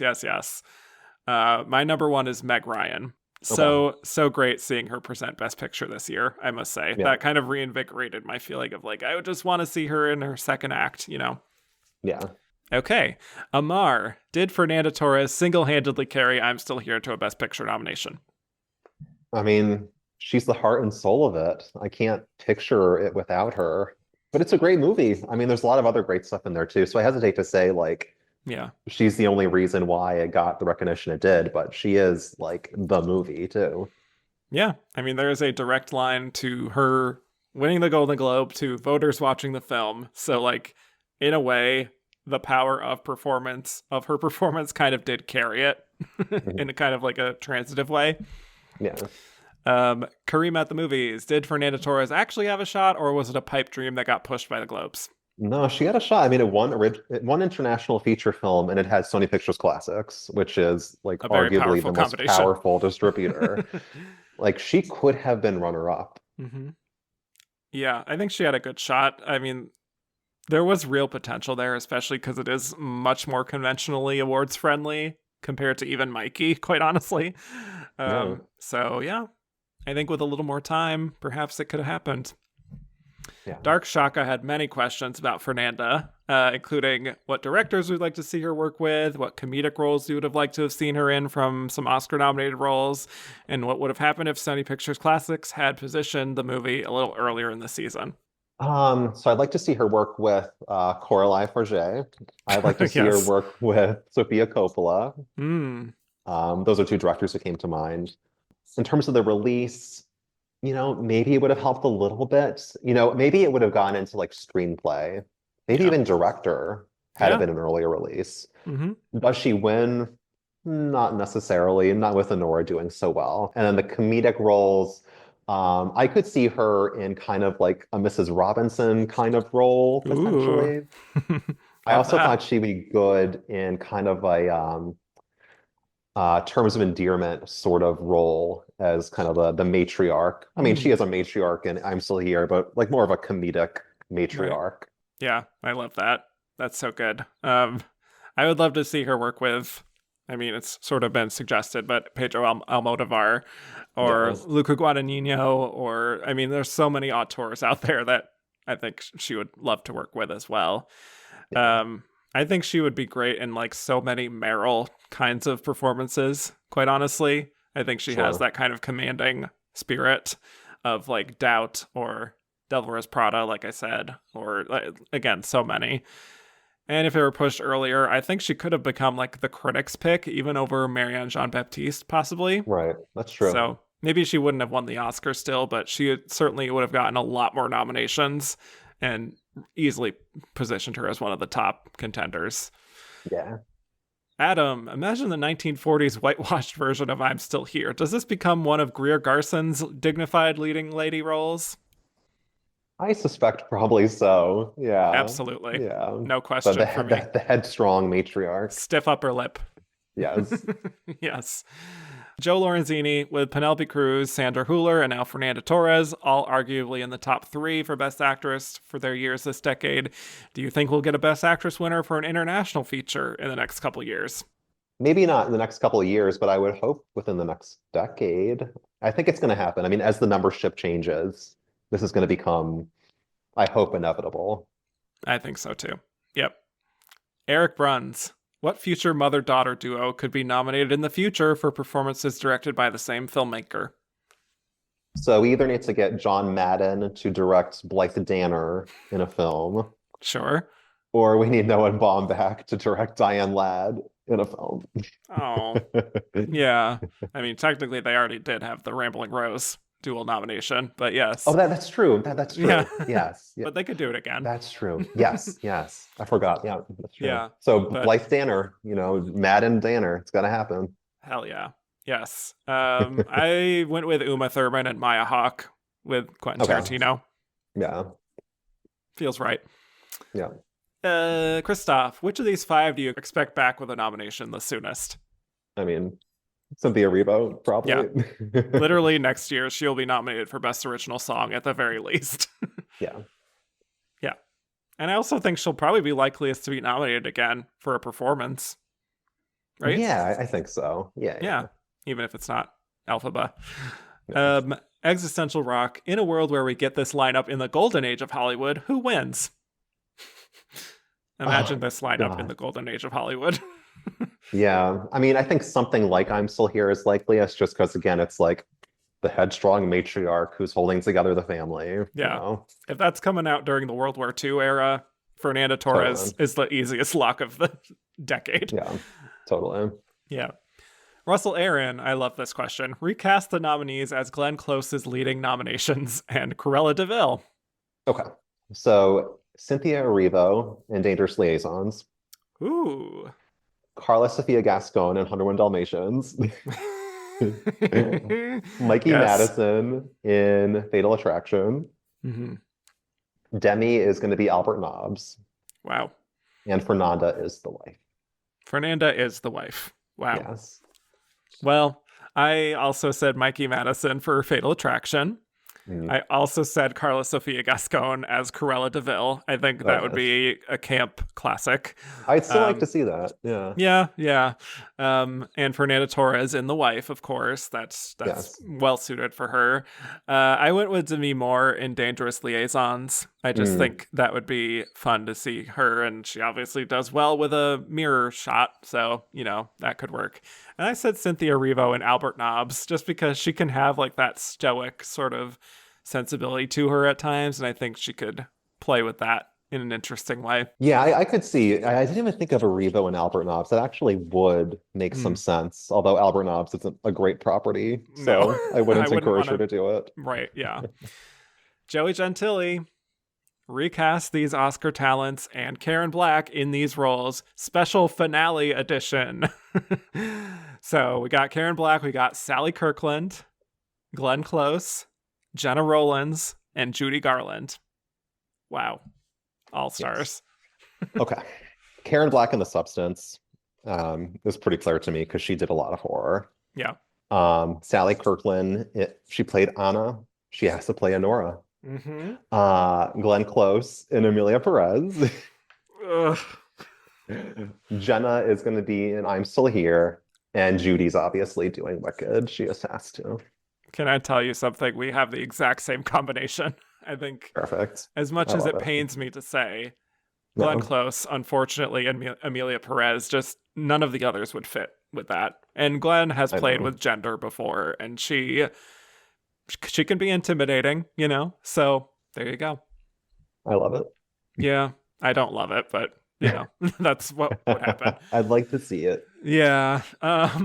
Chels, obligatory Survivor questions. Who's the comp beast? Who finds idols? Who flips and backstabs? Who has the best social game? Who wins? This is my turn to shine. Yeah, please do. Because the way I think of Survivor is like who's the last one like alive on the island almost. It's not quite Lord of the Flies. Yeah. But I think we have a lot of comp beast potential here. I think Elizabeth Sparkle has the stamina to win endurance challenges, presuming this is like pre-substance taking, I guess. Mm. Annie is certainly athletic. I mean, Alphaba can straight up do sorcery, so I'd say she could do well in that. But yeah, I think Alphaba finds idols. She loves going through that forest, and she's very crafty. Social game feels like Eunice, assuming there's no language barrier, you know? Mm. But if not her, then probably Annie. Flipper and Backstabber is for sure Emilia Perez. Oh And yeah. I think she makes a lot of hasty moves and she says bingo when she blindsides people. and it just rubs people the wrong way. And she's dragged to the end and is, easily someone else can beat her. With the winner probably being Annie. I think she could probably struggle early on, but ultimately adapts and finds a way to survive as she does in Anora. Agreed. Yeah. I think Annie takes that. Yeah. And I think that Elizabeth might be the first to get booted because they're Yeah. just so freaked out by her. Well, yeah. I don't know where she is in her development of pre-substance, post-substance. I don't know. Yeah. I could also see Eunice doing very well though. Yes. She is a survivor in herself. Yes. So Yes. And then the other question, of course, the Black Widow Brigade. I can take over for this. Annie is Parvati, knows how to play with men. Probably plays dirty, but in an acceptable way. Elizabeth Sparkle is Amanda, plays well, probably plays an idol correctly, but ultimately just can't quite own up to her game, just like Elizabeth kind of struggles with self-worth. Eunice is Suri, very clever. I can see her being a mastermind, but she falls short at the end. And just like I've said with Lily Gladstone last week, her loyal fan base online will claim for years that she was robbed of the win. Yes. Emilia Perez is Natalie, kind of aggro, and like with Natalie's edit, she kind of came out of nowhere with a super negative episode late in the season, and that's basically what happened with Karla. And then Elphaba is Alexis, who is unfortunately on the outside and maybe a little too pure in her morals for this game. So there you go. Thank you. That makes sense. Okay.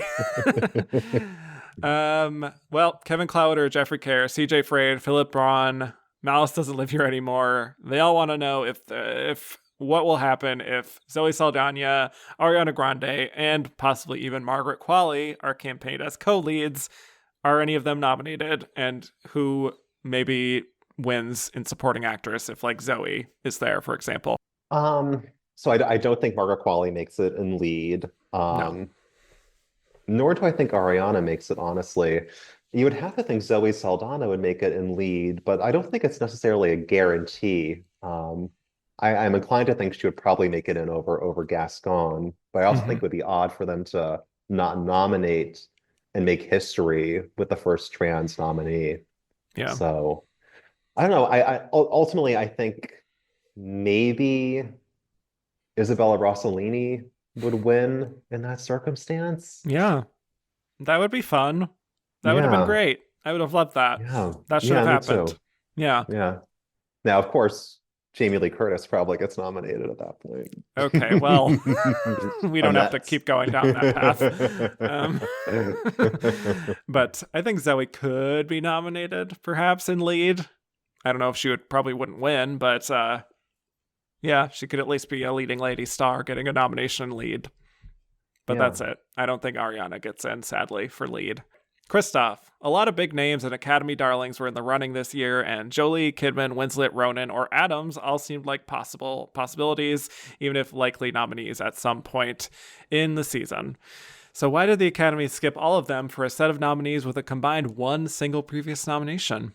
I just don't think the passion was there for any of these contenders. I mean, No. Night Bitch really flatlined. The Outrun went nowhere commercially. Nobody cared about Lee. I think folks watched Maria because it was convenient to watch on Netflix, but I think a lot of folks were bored by it. And then, a lot of folks talked about Baby Girl. I was surprised that she didn't really get more traction, Nicole Kidman. But yeah, I mean, all of these big names just didn't seem to have the enthusiasm. Yeah, I just think with those performances, there wasn't as exciting of a drive to nominate them, even though I liked quite a bit of those performances. But like, it really is just the films themselves that weren't anywhere near as loved as obviously the nominees were, because all of them are in films nominated for Best Picture, and that's just gonna rise all tides, you know? Yeah. Yeah. Liam, the actresses that were maybe in the 6 to 10 range were also pretty great. Would you have preferred this to be the lineup, or is your ballot of 5 a combination of the two groups? Marianne Jean-Baptiste, Nicole Kidman, Angelina Jolie, Pamela Anderson, Saoirse Ronan. I think I prefer the Academy's five some slightly, just because I really don't want to boot Fernanda, Demi, or Cynthia.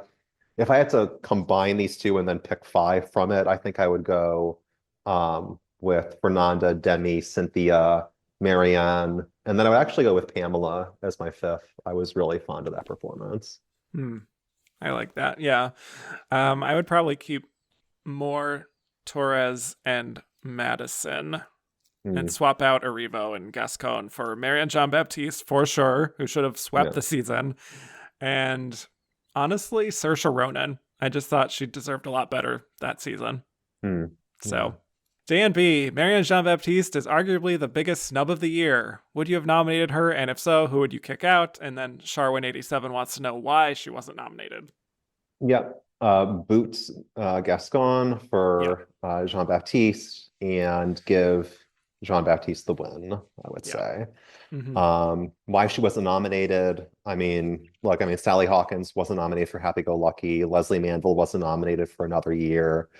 They're just, I mean, post Secrets and Lies, they're just really not that hot on the Mike Lee stuff. I know, Vera Drake got in, obviously, but since Vera Drake, it's been pretty spotty. Yeah, I know. I And it would have. also had Bleecker Street, which is not a strong distributor. No, it is not. It is a bleak distributor. Um, Yes.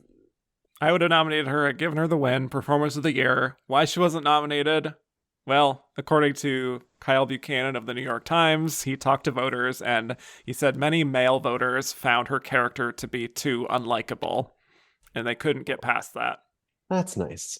So that's a lovely endorsement of the Academy voters. Yeah. Yeah, really bleak stuff there. But yes, obviously boot Karla for Marianne, and you have a pretty great lineup, I would say. Oh, yeah. Yeah. Last question from McPellup7. Rank the 2020's Best Actress winners so far. I have Michelle Yeoh, Frances McDormand, Jessica Chastain, Mikey Madison, and Emma Stone. But they're all Wow. very good. Okay. Interesting. Well, I have Michelle Yeoh first as well, and then Frances McDormand, and then Mikey Madison, and then Emma Stone, and then Jessica Chastain. Very sorry to the redheaded community for that. But yeah, I think we've had a pretty good decade so far. Yeah, I yeah. know people like to beat up on Jessica Chastain, but I still think that's a good performance. I think she's great. Yeah. All right. Let's get to our final segment where we will reveal who we think was the runner-up of this Best Actress race. Andrew Carden, who is the runner-up here? I think slightly over Torres was Demi Moore. I think you could make a case for Fernanda, Sony Pictures Classics, won Best International Feature Film, but you can't ignore that SAG win for Demi. It meant something, and she had buzz from Critics' Choice, from the Globes. The film was really embraced. But yeah, I mean, I think it was probably a close call among these three. I don't think Cynthia or certainly Karla had a real prayer. But yeah, my hunch is Demi was the runner-up and that Fernanda wasn't that far behind her. Yeah, you pretty much took the words out of my mouth. I completely agree that Demi was the soft runner-up, I would say. Much more of a soft runner-up compared to what we've been talking about, like Lily Gladstone or obviously Kate Blanchett. This was a very close race between the three of them. But I think Demi's connections and her narrative and the transformative nature of her performance, it's just all combined to be a very compelling case to vote for ultimately. And Fernanda, I think if she had a little bit more of a headway earlier in the season, she could have been a runner-up, but not quite at that point. And I don't even consider the other two. All due respect. Well, all due respect to one of them. But Andrew, who would you vote for the win here? I'm putting you on the spot. I Make a know decision. it's so close, but Yes. my winner would be Fernanda Torres. Okay. Yeah, I adore Demi. I love Cynthia. I think Mikey's wonderful. And I think Karla is Is there. memorable Sure. in a Yeah. way, Mm-hmm. but I'll just never forget the feeling that I had when I left I'm Still Here and just how moved, how impacted I was by Fernanda Torres' performance. Just brilliant, brilliant work. Beautiful. I love that. I am so close between Demi and Fernanda as well for very different reasons, very different performances. Yeah. I think I would have voted for Demi Moore because for me, if this is going to be one of those situations where it really is a toss up between the two, I think I'm going to go with the more unconventional choice here that is truly showing me something I've never seen before on screen, and that Yeah. is Demi Moore in The Substance. I have so many images from that movie imprinted in my brain because of her face and just the way that she acts the shit out of that performance. Like, Yeah. it's her last performance on screen. Like, it's truly unforgettable work from her. So there's that. And there is also probably me, knowing me, being sentimental, being caught up in the narrative. So there you go. Makes perfect sense. She'd be an amazing winner. Thank you. So my bookend wins for Best Actress are Gloria Swanson and Sadie Thompson and Demi Moore in The Substance. And I have two different ones, Janet Gaynor and Fernanda Torres. Look They're at all that. awesome. All four are great. Agreed. Andrew, we did it. Thank you so much. This Best Actress Kevin. journey is more or less complete. I have one more episode after this to wrap things up, but this is the final regular episode. Can you believe it? You should be so proud of yourself. This is like the ultimate podcast. I mean, anyone who likes movies, anyone who loves the Oscars, awards, actresses needs to listen to this if they have not. I mean, this is, for my money, it's the best podcast pretty much. And it has been an honor to participate in 3 of these Best Actress episodes.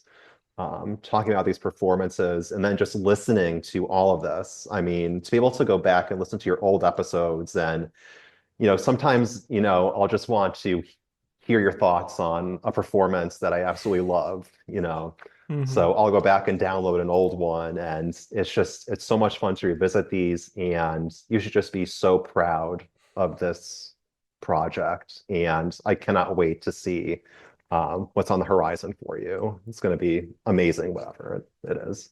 Thank you. Thank you so much, my friend. That is very sweet of you. Yeah, I just wanted to thank everyone for listening and for all the kind messages that people have sent me over the past few weeks as I've been winding down. So, yeah, I mean, this has just been a very special experience getting to talk with so many people who I would genuinely call friends now about actresses and the Oscars, a topic that I grew up feeling like a total outsider in loving as much as I did. But this experience has just shown me that there are many of us out there who love this weird little corner of entertainment.